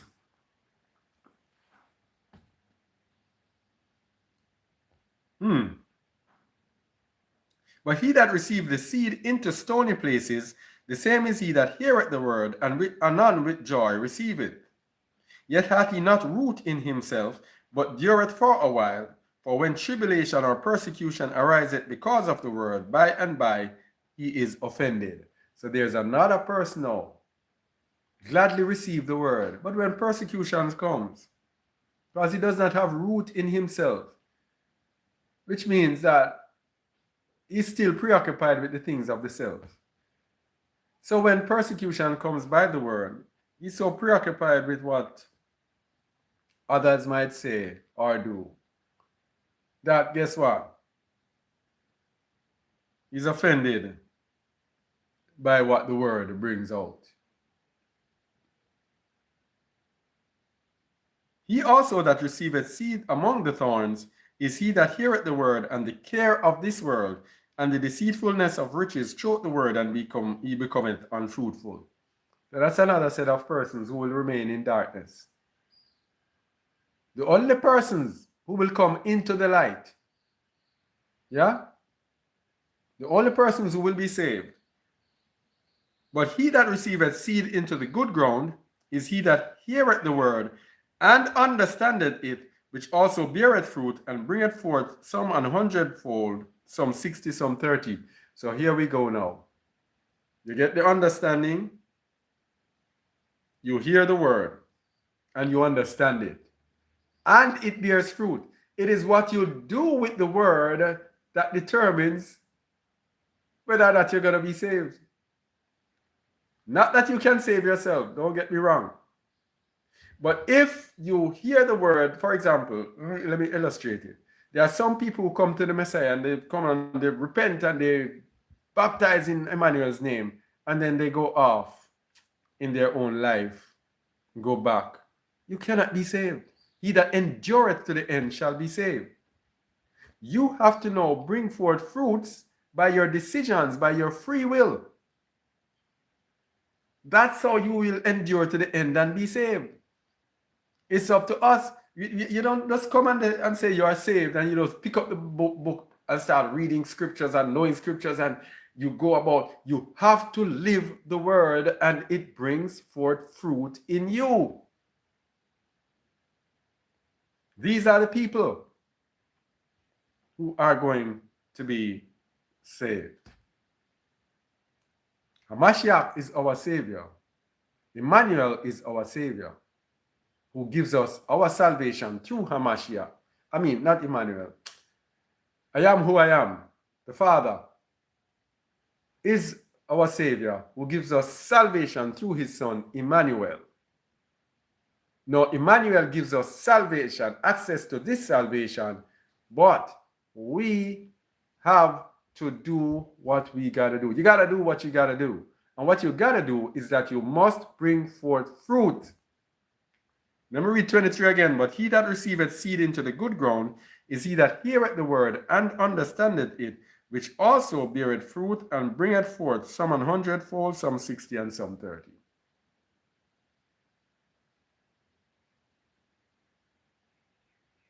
Now, what will determine if the seed germinates in us is our belief. 2 Thessalonians 1 verse 7. And to you who are troubled, rest with us when the Master Emmanuel shall be revealed from heaven with his mighty angels. So those of us who are seeking to do his word will be troubled. Will be troubled. We will not be offended because of the word. The word will bring trouble to us. In flaming fire, taking vengeance on them that know not I am, and that obey not the good news of our Master, Emmanuel, Messiah, who shall be punished with everlasting destruction from the presence of Adonai and from the splendor of his power, when he shall come to be exalted in his saints, and to be admired in all them that believe, because our testimony among you was believed in that day. So we are going to have trouble now, but when he returns, that's when we will be exalted, because we believed in him and we decided to live with the trouble.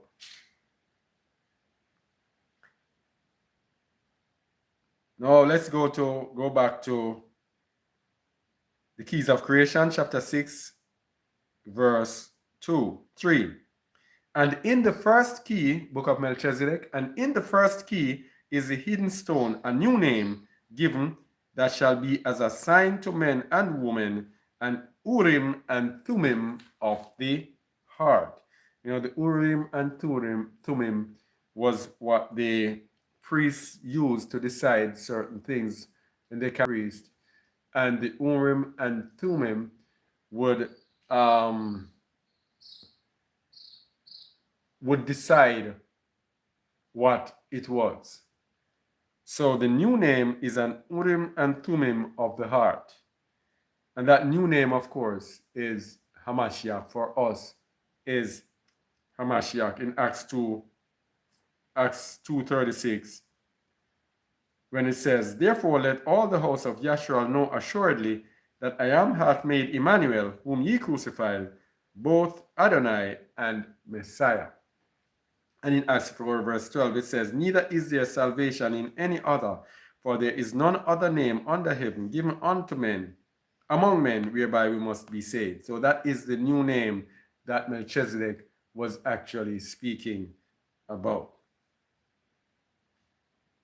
Going back to Melchizedek again, verse 4, the Urim and Thummim burns bright, for it contains Ruach HaKadosh, a vast sea of glass and fire, for all things of the mystery here shall be revealed.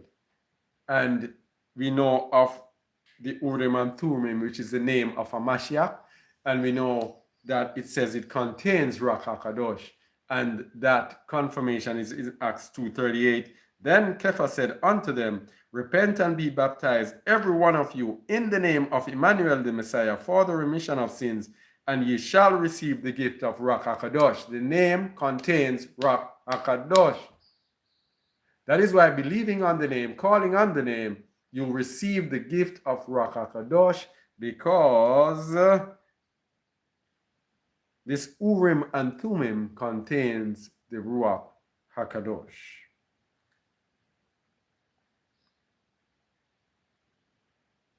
Only hope you're staying with me. Understanding so far. I know that these books of mysteries, they can be kind of deepish for some people, but I only hope you understand. If you do not understand, or if you do not have anything, you can put it in the chat. All right. Verse 5. And the first key brings harmony to the three sides of mankind. Eyes might be opened to the visions of I am, to prepare mankind to speak the word of I am, and to take action in uplifting one another. For only in the light might we see truth and seek justice, that the creation of I am be fulfilled. All right? The first key brings harmony to the three sides of mankind. That's the flesh, the spirit, and the soul. So it is the breaking through of the light and separation of the light from the darkness, which brings harmony to the soul, the spirit, and the flesh. And what happens after now, it says, eyes might be open to the visions of I am. So that is when our eyes now start understanding the visions of the Most High, and our hearts are now able to accept this vision. And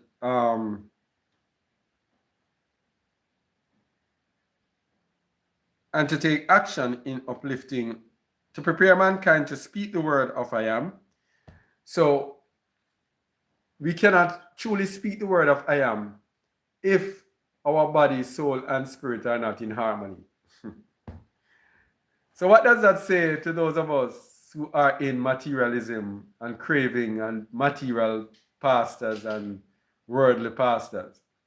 We cannot truly speak the true words of I am unless our body, soul, and spirit are in harmony. And our body, soul, and spirit cannot be in harmony if the flesh has dominance over it. If our lusts and desires have dominance over our spirit, we cannot be in harmony. And to take action in uplifting one another. So that is another reason, why there's another reason why believers cannot uplift one another. Whoa, the heat. Whoa, I'm wet. Yeah. So it's another reason why we cannot uplift one another, is because our body, soul, and spirit are not in harmony. If our flesh is ruling us, we will have no time to be uplifting others. For only in the light might we see truth and seek justice, that the creation of I am be fulfilled. So only in the light might we see truth and seek justice.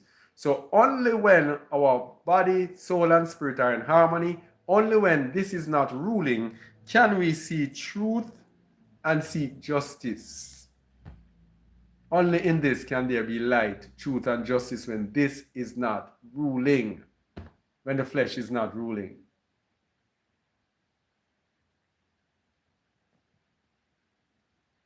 So this harmony is through Hamashiach, through whom received the gift of Ruach HaKadosh. All right? Which is Ephesians 1 verse 10 onwards, that in the dispensation of the fullness of time, he might gather together in one all things in Hamashiach, both which are in heaven and which are on earth, even in him, in whom also we have obtained an inheritance, being predestined according to the purpose of him who worketh all things after the counsel of his own will, that we should be to the praise of his splendor, who first trusted in Hamashiach, in whom also you trusted, in whom ye also trusted, after that you heard the word of truth, the gospel of our salvation, in whom also after that you believed, you were sealed with that Ruach HaKadosh of promise, So it is in when we hear the word and we believe, that is when light comes to us, which is the earnest of our inheritance until the redemption of the purchased possession unto the praise of his splendor. So Ruach HaKodesh is the down payment on our inheritance. So it's this harmony is through Hamashiach that we receive through Ruach HaKodesh, which is the down payment on our inheritance. Let's go back to Melchizedek. Take heed therefore and do not be deceived. For Elohim is truth,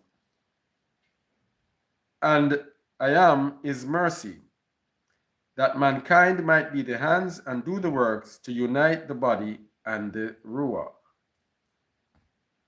Take heed therefore and do not be deceived.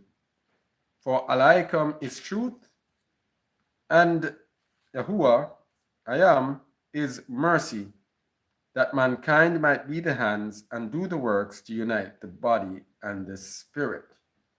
So, the Most High is truth and mercy, so that we might do his work. We are currently using the book of Melchizedek. It is available for download on our website, justaword.org/downloads, or you can go to justaword.org and click on the menu and go to downloads, and you can download the book. So the Most High gives us truth and mercy so that we now can be the hands that do the work to unite the body and the spirit. We can be the ones to make those decisions to unite the body and the spirit. We can be the ones who can speak to people to bring them to the point where they can make that change, where that light can shine into the darkness. And that is confirmed with us in, so what I'm doing, I'm giving the book of Melchizedek and I'm giving confirmations from the Bible, because some people are afraid of these books, but we have to give confirmations in the Bible. So we have been given the ministry of reconciliation to unite the body and spirit of other human beings. 2 Corinthians 5 verse 18. And all things are of I am, who hath reconciled us to himself by Emmanuel, Messiah, and hath given to us the ministry of reconciliation. To wit, that Adonai was in Hamashiach, reconciling the world unto himself, not imputing their trespasses unto them, and hath committed unto us the word of reconciliation. So through Hamashiach, we now are given the word of reconciliation to go and to reconcile people, to help to reconcile people back to the Most High. Now then, we are ambassadors for Hamashiach, as though Adonai did beseech you by us. We pray in Hamashiach's stead, be ye reconciled to I am. So that is our charge, to go out and encourage people to be reconciled to I am. Verse 7 of Melchizedek. And this is the first keys, and this is the first purification of the soul, that mankind shall shine in whiteness, for the work of the first key is never ending. So mankind shall shine in whiteness, and we have Revelation 7:14. And I said unto him, Sir, thou knowest. And he said to me, These are they which came out of great tribulation, and have washed their robes, and made them white in the blood of the Lamb. The robes made white in the blood of the Lamb. It is a Mashiach that brings us to this perfection, that gives us the spirit of reconciliation.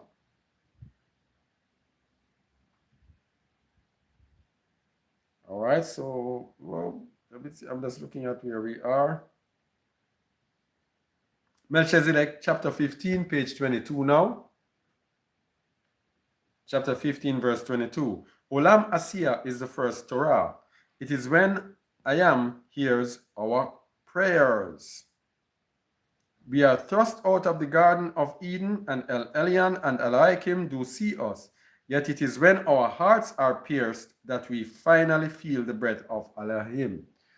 Now, Elohim, let me tell you something now. The spirit, the soul, and the body have to be in harmony. But it cannot be initiated. This harmony cannot be initiated unless the soul is first pricked, pierced.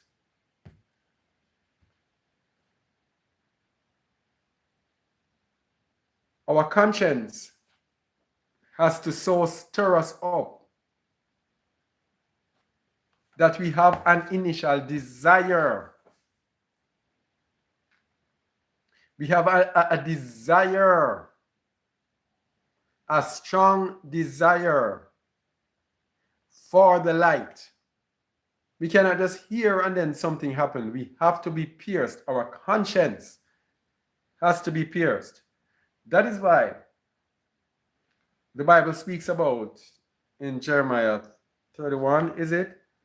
That he will give us a heart of flesh. A heart of flesh. That is when our flesh is Ezekiel 11, verse 19. And I will give them one heart, and I will put a new spirit within you, and I will take the stony heart out of their flesh, and will give them an heart of flesh, that they may walk in my statutes and keep my ordinances and do them, and they shall be my people, and I will be their Adonai. So he's going to give us a heart of flesh. That heart of flesh is a pierced heart. It says he will take away the heart of stone. The heart of stone cannot be pierced. It's tough. Something comes and it hits on it. And so that heart of stone will be that stubborn, obstinate, rebellious heart. Unless that heart is pierced, it cannot walk in righteousness. It will continue to walk in sin and rebellion. The heart has to be a heart of flesh. Not hard-headed, not stubborn, but pierced. Let's look at the heart that is pierced. Ezekiel 11, verse 19.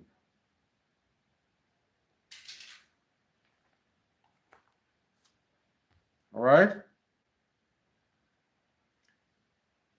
Melchizedek 15, verse 9 says, we are thrust out of the Garden of Eden, and El Elyon and Eliakim do see us. Yet it is when our hearts are pierced that we finally feel the breath of Eliakim. So it is when we receive a heart of flesh, that is when we can feel his breath. That is when his ruach can lead us. That's why it says in Acts 2:37, before they repented and baptized, what happened? Their hearts were pierced. Look at it. Acts 2:37. Now when they heard this, they were pricked in their heart.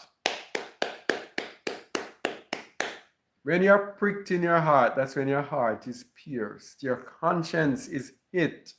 And your conscience convicts us. When you're pricked in the heart, the conscience convicts us. Oh, no. It's not just a hearing and it's like, okay. All right.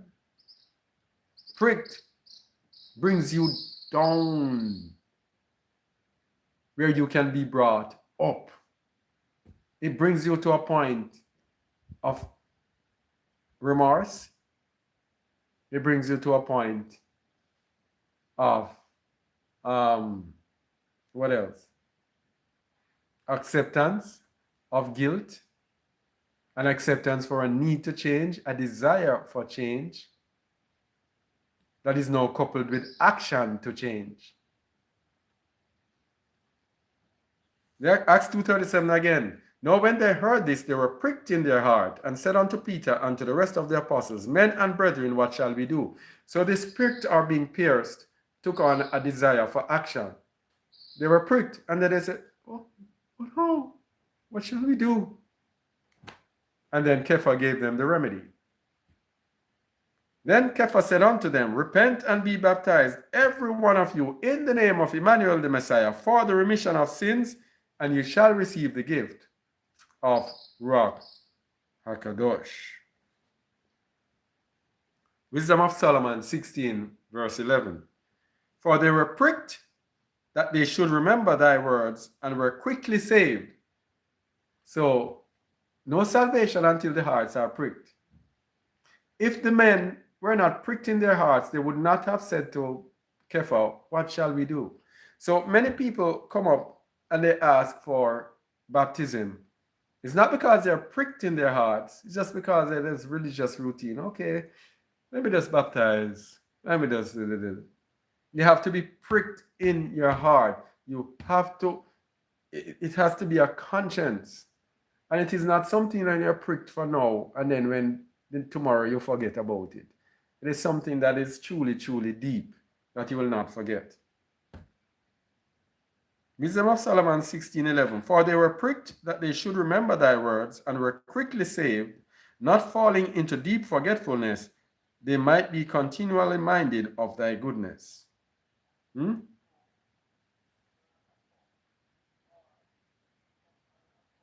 All right. So, continue in Melchizedek. The Torah of Melchizedek, the Torah of Asiya, chapter 14. And now I shall give unto thee the Torah of this generation, and this shall be thy Torah.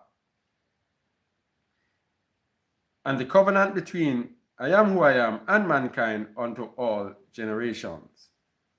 And it shall be unto you an eternal covenant, for this is the Torah of Melchizedek. Yea, this is the Torah as it was given unto me, and I give it unto thee, Abraham, that thou should give it unto all thy generations, even unto as many as are worthy of it. That means it is for us as well.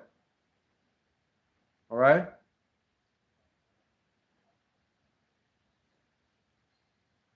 Yea, this is the Torah unto all those that would seek to enter into this path and grow in Torah unto the Torah of Adam, even the Torah of Atzillah. And this shall be thy mitzvah, and the mitzvah of all they that desire to drink of that cup of the Torah of Yetzirah, unto the Torah of Beriah, even unto the Torah of Atzillah. For until one can drink from the first cup, taking this Torah into themselves, they cannot partake of the cup of the pure Torah of Adonai, of I am who I am. And here is a secret. The Torah of I am is love, and this is the mystery of I am. So the core foundation, without this Torah, without the Torah of love, you cannot partake of anything else. Until one can drink from the first cup, taking this Torah into themselves, they cannot partake the cup of the pure Torah of I am. Without love, we are nothing. Melchizedek chapter 15, verse 22. We're talking about a pierced heart, a conscience, a heart with a conscience of right and wrong, and responds to that right and wrong, being convinced of right and wrong. It is, verse 10, it is through the broken heart and the contrite ruach that we learn the first Torah, the Torah of the earth, entering the first world, growing in and from the earth and her wisdom. So, with a broken heart and a contrite ruach, we cannot learn love without broken heart and a contrite ruach. Yeah? It is through the broken heart and the contrite ruach. This is the heart that is pierced. Yeah? This is a heart that is pierced, that we learn the first Torah. Torah of the earth, entering the first world, growing in from the earth in their wisdom. And so it is the ministry of the first endowment to shepherd those that are born anew in Olam Asiya. For as mankind struggles upward, all must start breaking through the darkness and into the light. So when we start to move forward, we have to have love to help us to break through the darkness and move into the light so that our body, soul, and spirit can be in oneness, can be in harmony, in unity, so that we can receive the visions of the Most High, so that we can instruct others in the way of the Most High, so that we can encourage people in the way of the Most High. We must have a pierced heart. We must be walking in love. And thus is the soul born, sealed in the heart into a light eternal. And the veil begins to tear, and the blackness of night is broken by the stars of the morning as they move in their order, showing mankind the way. So, the soul is born through this breaking through of the light. Yeah? Out of the darkness. And the veil begins to tear. It just begins to tear with the first seal of the first key of creation, which is let there be light. This is where the veil begins to tear. The heart begins to be pierced. That is when the soul is actually truly born.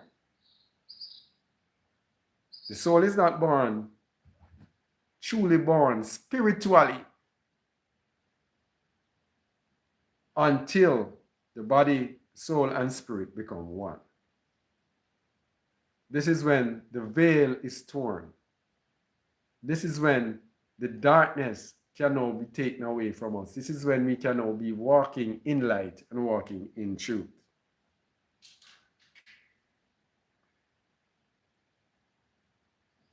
And this tearing of the veil, this unity of the soul and the spirit is given in the Bible in John chapter 3, verse 3. Emmanuel answered and said unto him, Verily, verily, I say unto thee, except a man be born again, he cannot see the kingdom of I am. This is when we take ourselves from darkness into light. This is when the soul, spirit, and body becomes one. This is when we repent and be baptized truly in our minds, heart, and soul, and we receive the gift of Ruach HaKadosh. This is when the Most High Spirit can be with us. We can be one with His Spirit and with the Spirit of His Son. This is when His Spirit can dwell in us. This is when we can be the sons of the Most High. Emmanuel answered and said unto him, Verily, verily, I say unto thee, except a man be born again, he cannot see the kingdom of I am. Nicodemus said unto him, How can a man be born when he is old? Can he enter the second time into his mother's womb and be born? Emmanuel answered, Verily, verily, I say unto thee, except a man be born of water and of the Spirit, he cannot enter into the kingdom of I am. Here we go again with the Spirit again. Remember we spoke about it earlier. If any man hath not the Ruach of Hamashiach, he is none of his. That which is born of the flesh is flesh, and that which is born of the Spirit is spirit. Marvel not that I said unto thee, ye must be born again. The wind bloweth where it listeth, and thou hearest the sound thereof, but canst not tell whence it cometh and whither it goeth. So is everyone that is born of the Spirit. So this is that transformation from darkness to light. This is when the soul is born, and when we can strive to live in perfection. Now, I want to end by saying that, speaking about what if we were brought into the light and we go back into darkness? Because this is a real thing. We can be children of the light and we go back into darkness. And sometimes that gets us into Pistis Sophia moments when the Most High just gives us up into the hand of the enemy. If we're in the light and we go back into darkness, we are in serious trouble because the Most High does not take it very lightly.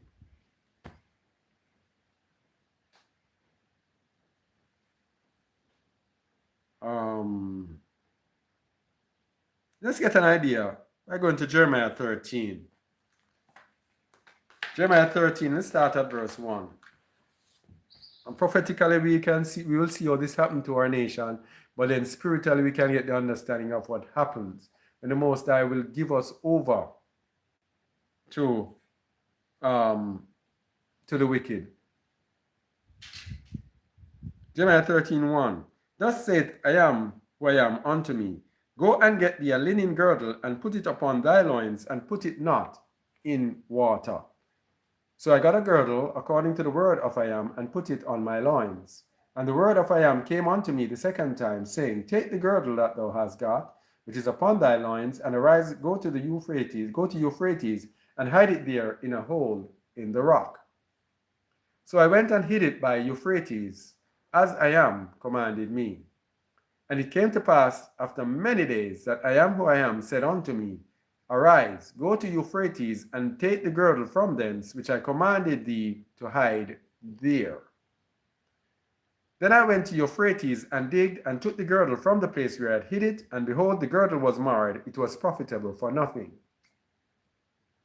Then I went to Euphrates, and digged, Then the word of I am who I am came unto me, saying, Thus saith I am, after this manner will I mar the pride of Judah, and the great pride of Jerusalem. This evil people, which refuse to hear my words, which walk in the imagination of their heart, and walk after other gods, to serve them and to worship them, shall even be as this girdle, which is good for nothing. So if we go and we walk after the imagination of our hearts, we will be what? Good for nothing.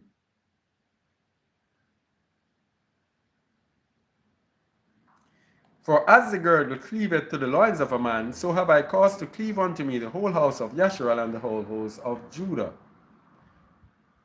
Said I am, that they might be unto me for a people, and for a name, and for a praise, and for a splendor, but they would not hear. Therefore thou shalt speak unto them this word, Thus saith I am who I am, Elohim of Yasharal. Every bottle shall be filled with wine, and they shall say unto thee, Do we not certainly know that every bottle shall be filled with wine? Then shalt thou say unto them, Thus saith I am, Behold, I will fill all the inhabitants of this land, even the kings that sit upon David's throne, and the priests, and the prophets, and all the inhabitants of Jerusalem with drunkenness. So when we are in the light, and we go from the light into darkness, the Most High will lead us into drunkenness. We are going to be blinded, not knowing. We are going to be there believing that we are in the way, we are in the truth, and not know that we are in darkness. It's a very real and very serious thing. Very real and very serious.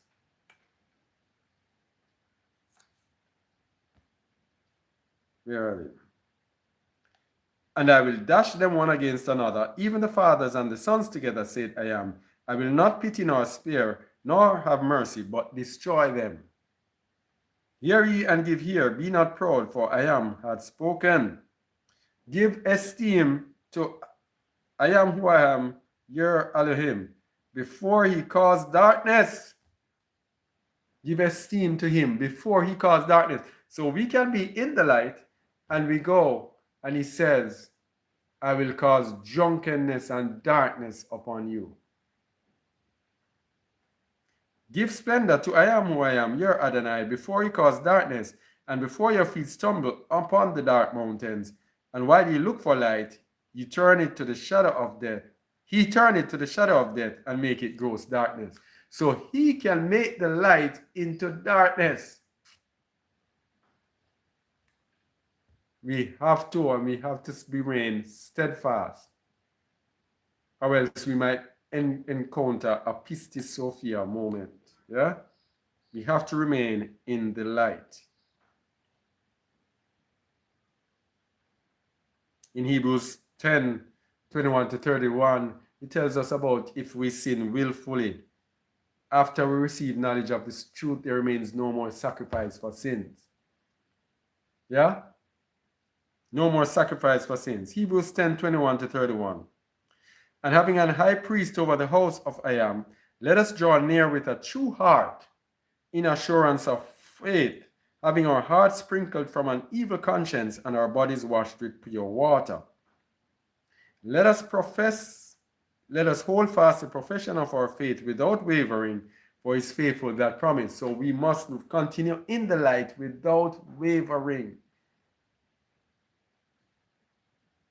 And let us consider one another to provoke unto love and to good works, not forsaking the assembling of ourselves together as the manner of some is, but exhorting one another.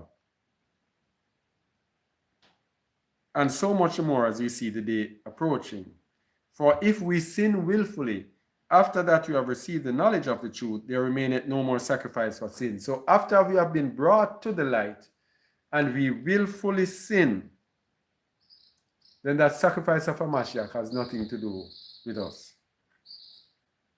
But a certain fearful looking for of judgment and fiery indignation which shall devour the adversaries. He that despised Moses' law died without mercy under 2 or 3 witnesses. Of how much sorer punishment suppose ye shall ye be thought worthy, who have trodden underfoot the Son of I am, and had counted the blood of the covenant wherewith it was sanctified an unholy thing, and hath done despite unto the Spirit of grace? For we know him that hath said, Vengeance belongeth unto me, I will recompense, saith I am. And again, I am who I am, shall judge his people. It is a fearful thing to fall into the hands of the living Adonai. So we have to ensure that we do not fall from light back into darkness. We have to be steadfast. Because in Hebrews 4, 1 to 14, it tells us that the Most High sees everything and he will not, everyone is manifest before his sight. So we have to hold fast to what we have. Okay? All right, so that's what I have for today. The keys, the first key of creation, the light and darkness. I think we looked at it last time or time before, but looking at it in more detail, this light into darkness. And it is this separation of the light from the darkness that kickstarts everything in us. It kickstarts the unity of our soul. It kickstarts our spirit overpowering the flesh. And so we can be in unity with our body, soul, and spirit. And how love is the foundation of it all. And without love, we cannot fulfill the Torah. We cannot move forward without true love. All right. Only hope this was edifying to someone. I'll run through and see if there are any questions in the chat.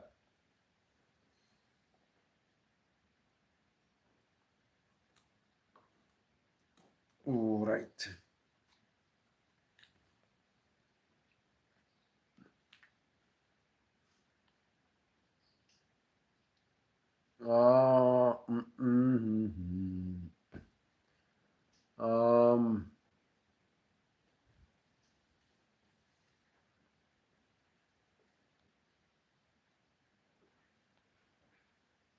If you have any questions or anything like that, you put it in the chat. I'm just checking.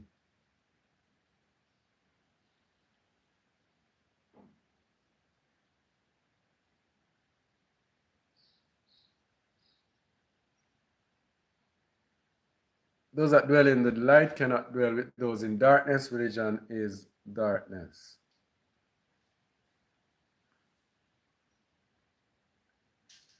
Does God know our private in our heads?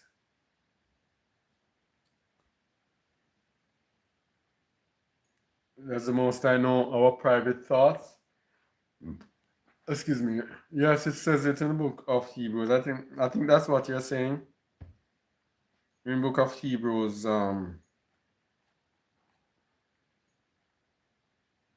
4, verse 12.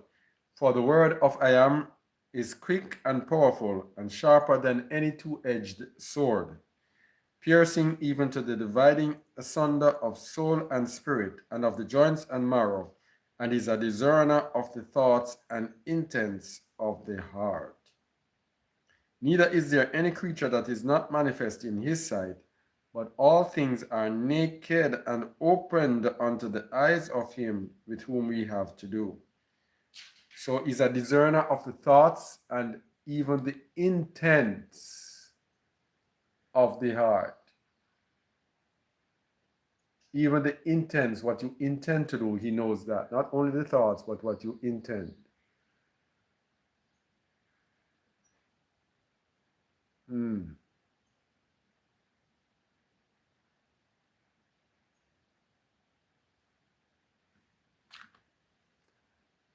Warning, Christians don't support Israel or the Jews. Um,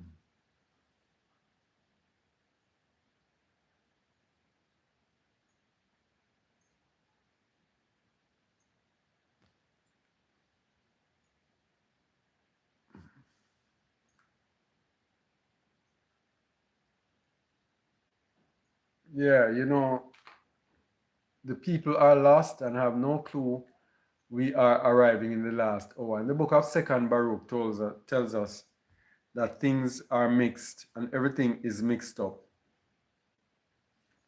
And everything is mixed up so that people will not know that we are in the time of the end. Yeah.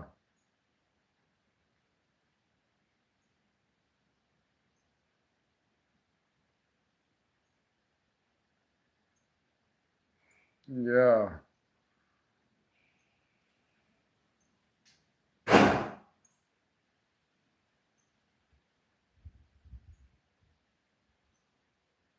Mm-hmm. Da da da da da da da. Vanity is the lust of the flesh. That is why we chase after vanity. It motivates us to pursue after vanity. Yeah.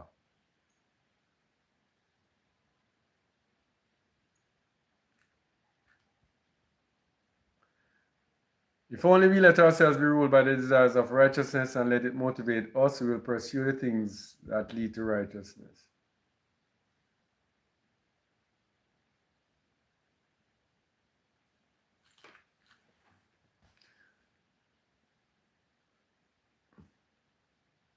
We need to free ourselves from the mental chain of Christianity and look to Emmanuel.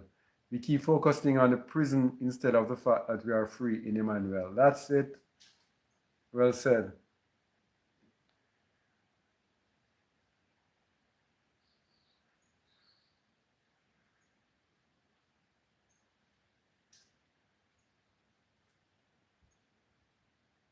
Hmm.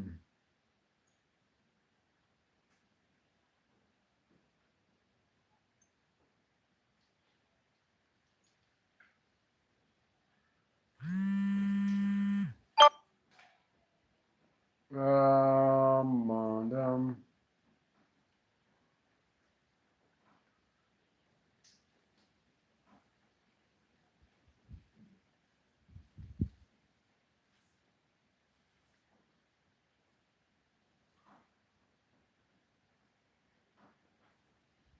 Da, da, ba.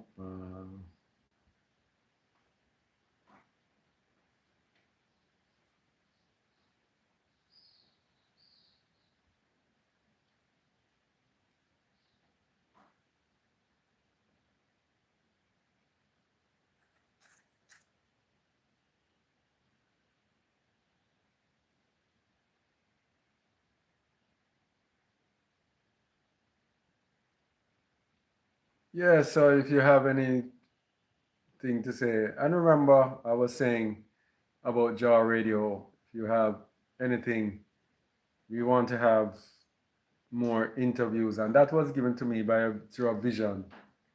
By the way, I went to bed asking uh, what ideas can I have for Jaw Radio, and it says more national interviews. Said I would have more national interviews. So interviewing is a good way, and it will be an interesting way. So whomever has anything, I use the example of speaking with that Seventh-day Adventist man, and what he had to say, again, was very edifying to me. Use the example of that to show how, if anyone has anything, just hit me up, and yeah, we can get it recorded for the radio.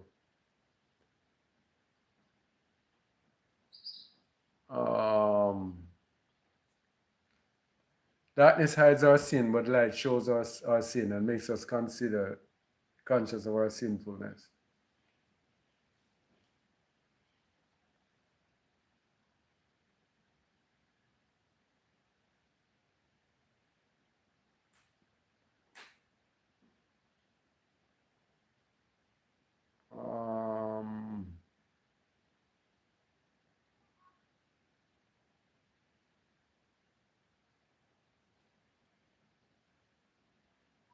All right, about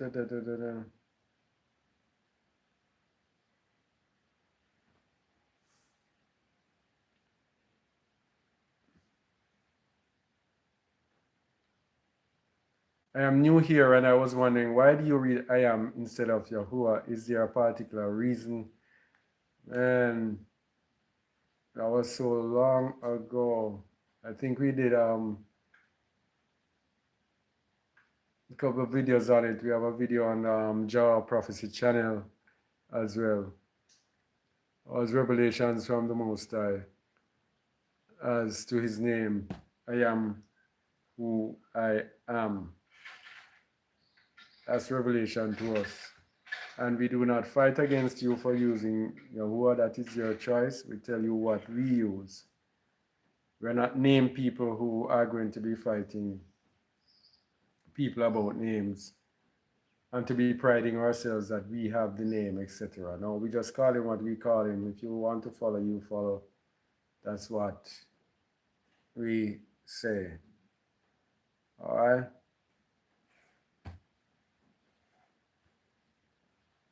What about the people who fight the Ruach dominance over the flesh? I don't understand that question. The Ruach dominance. I don't understand. Is this like when Pistis Sophia said she was in the chaos, which is the darkness, and then when she come to I am, we come into the light power to defeat the darkness? Yeah, that's the same thing.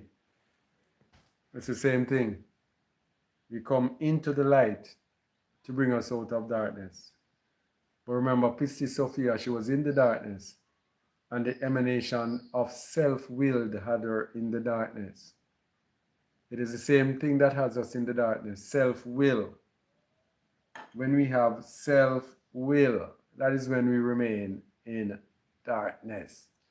We have to come from under the power of self-will before we can come out into the light.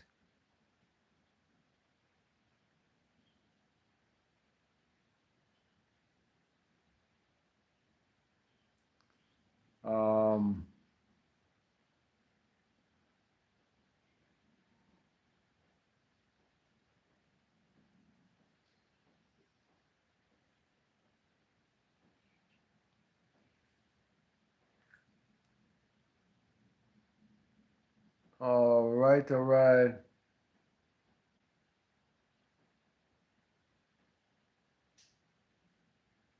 All praises to the Most High.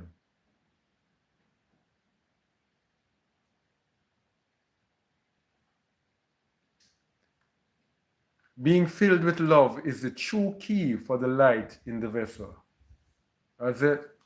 Without that, you cannot obey the Torah. All praises.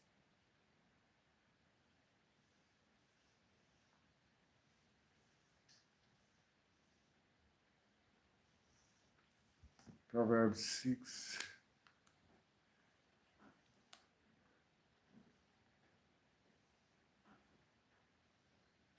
Proverbs 6, 16 to 18. Someone said Proverbs 6, 16 to 18. Let me find it first.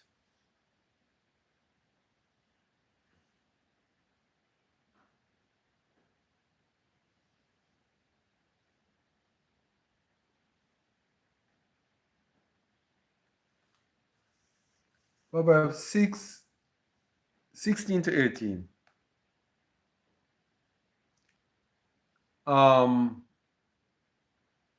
Does this allude to Hamashiach was not a sacrifice because Yah would not shed blood of innocent? Very good. It says, these 6 things that the Most I hate, does I am hate. Yea, 7 are an abomination unto him. A proud look, a lying tongue, and hands that shed innocent blood, and heart that deviseth wicked imaginations, feet that be swift in running to mischief. All right. So we tell people that Hamashiach was not a sacrifice, that Hamashiach offered up himself. Very different. He offered up himself. He said, greater love hath no man than this, than a man lay down his life for his friend. He laid down his life for his friends. Now, if someone in this world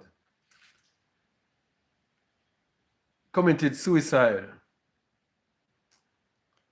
that person is looked on in shame.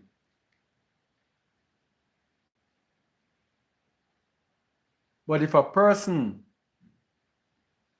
tries to save another's life and gives up his life to do so, he is called a hero. It's the same thing. Hamashiach voluntarily gave up his life to save us. A sacrifice is the Most High compelling him and putting him down to sacrifice him without him. And Hamashiach will be there. Why are you sacrificing me? When Hamashiach was interrogated by Pilate, etc., it says he said not a word. He could have said things to say. Pilate was actually coercing him to say things that could save him. Pilate said, aren't you saying anything for yourself? Because Pilate realized that this man was innocent. But Hamashiach would not say a word to save himself. He voluntarily did it through his free will. So he was an offering. He offered up himself. I always use the analogy of someone drowning. And you have people who cannot swim. But when they see someone drowning, they just, I have to do something. And what do? They try to save them.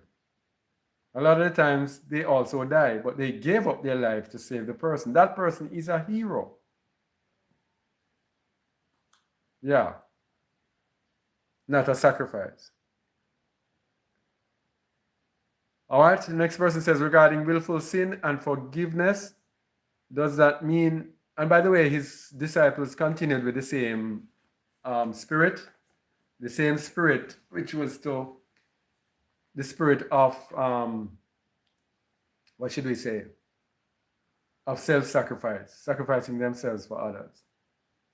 Regarding willful sin and forgiveness, does that mean continual sin or even single act of sin, whether it be a lie or something bigger? Once you know not to lie and you do it, then what? Willful sin, I don't believe it is, what should I say?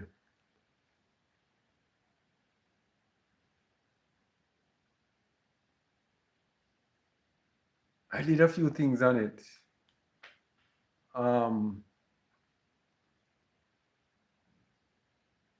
when we actually sin, we actually do pay for our sins in this life. Even though Mashiach has paid for it, if there remains no more sacrifice, then it's up to the mercy of the Most High to decide whether He will make us pay in this life so that we do not pay in the life to come. So that is the opportunity we have. The mercy of the Most High, it endures forever. So we will have a willful sin, but then we have a change of heart. And we turn ourselves around and start walking in righteousness. The Most High's mercy will make us go and suffer for that sin, willful sin. That is why, as believers, there are a lot of things that we go through because the Most High is consciously acting. When we sin, He gives us, we pay for it right here. The people who you worry about are the people who have this comfortable life right through. When they have comfortable lives right through, then it means that probably nothing good is laid up for them later on. But the Most High will make you suffer for it right here. So that because you have a change of heart. If the person does not have a change of mind or heart, then the Most High might just allow that person to continue. And then after the judgment, that's when that person will face it.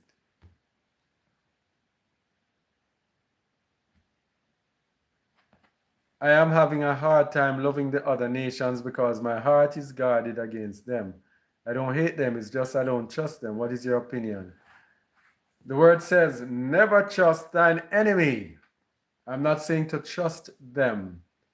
I'm saying having no bitterness, no anger, nothing towards them. You must love your enemies. All right? And in loving your enemies, that is the greatest, it is the best opportunity at love. Because when you love your enemies, there is nobody among your people who you will not love. But when you do not like your enemies, you will have that dislike in you that will go to another one of your family members, your people of your nation who has done you wrong. But if now you are not able to hold anything against anyone, no matter what they have done you wrong, then you have overcome. You have overcome. And you will truly, really, truly know how to love. All right? But never trust. That doesn't mean that you trust them. Never trust thine enemies.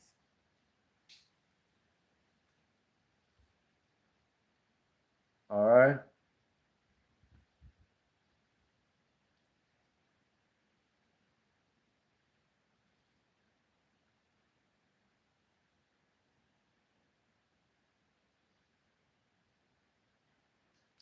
Today I was tempted to do a long journey to St. Elizabeth from Montego Bay for Ashes burial.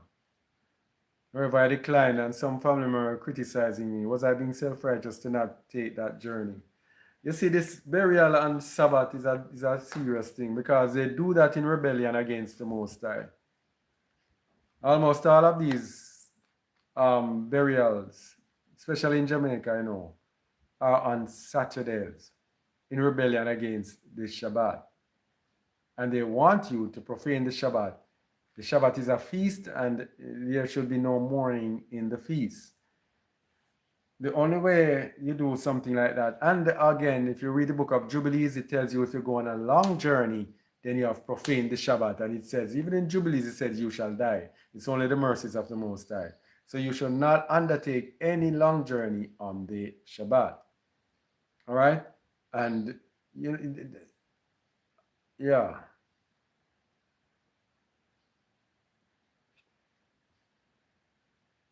The men of Acts 2 were keepers of the law, correct? They just had not received the understanding of truth.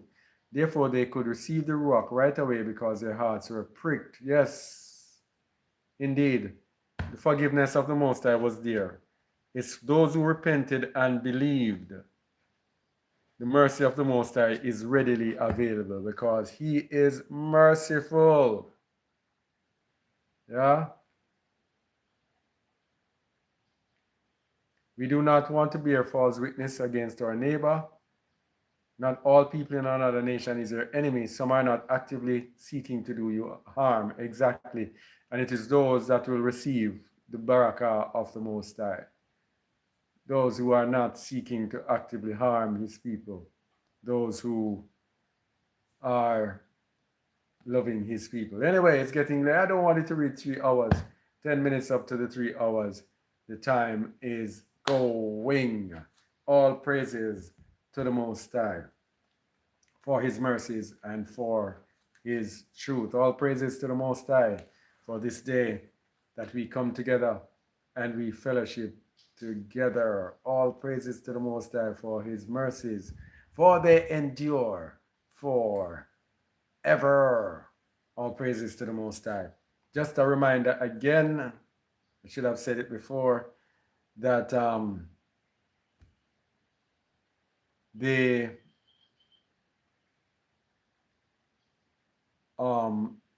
persons who are interested in making contributions, the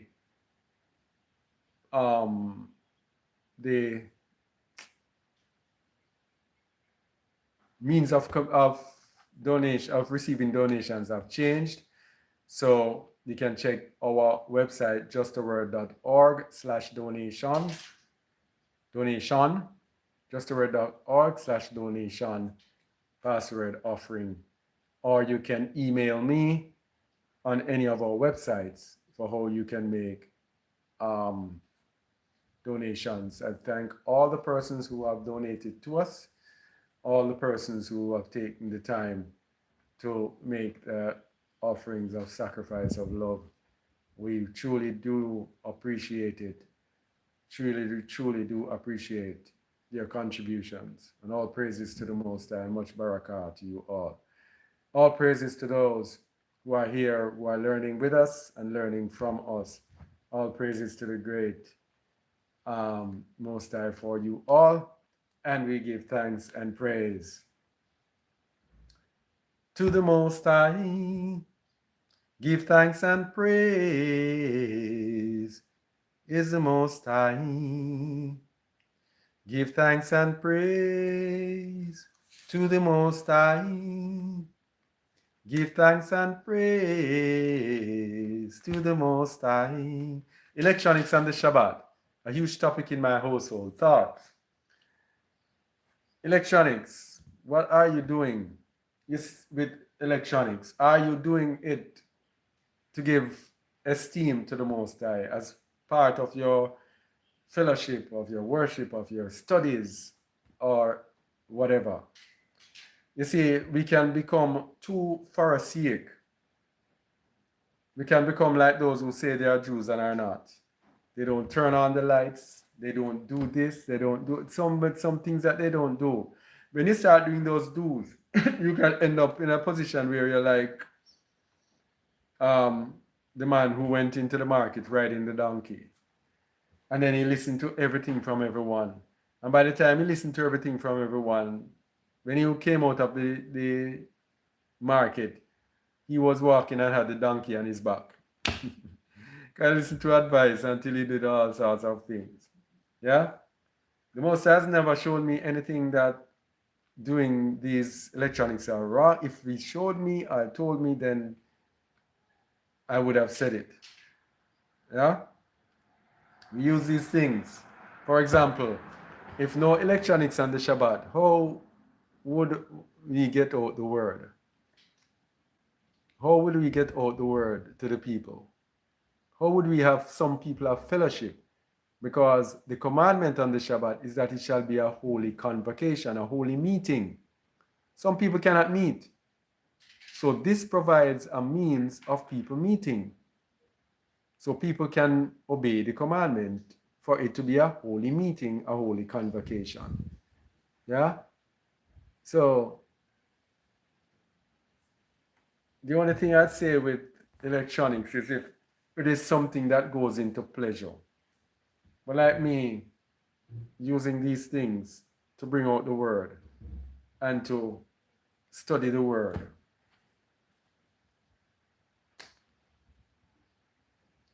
Nothing is wrong with it as I see it. All right? All right. Shalom, shalom. Thank you, thank you, thank you. Thank you, thank you, thank you. Shalom, shalom, shalom, as they say in Afrikaans in South Africa. Dankie, dankie, dankie. Thank you, thank you, thank you. All praises to the Most High. All praises to His Kadosh name. All praises. Love you all. Love you all, my sisters and brothers. All praises to the Most High. Shalom, shalom, shalom, shalom. Shalom. Shalom. Oh, you get it.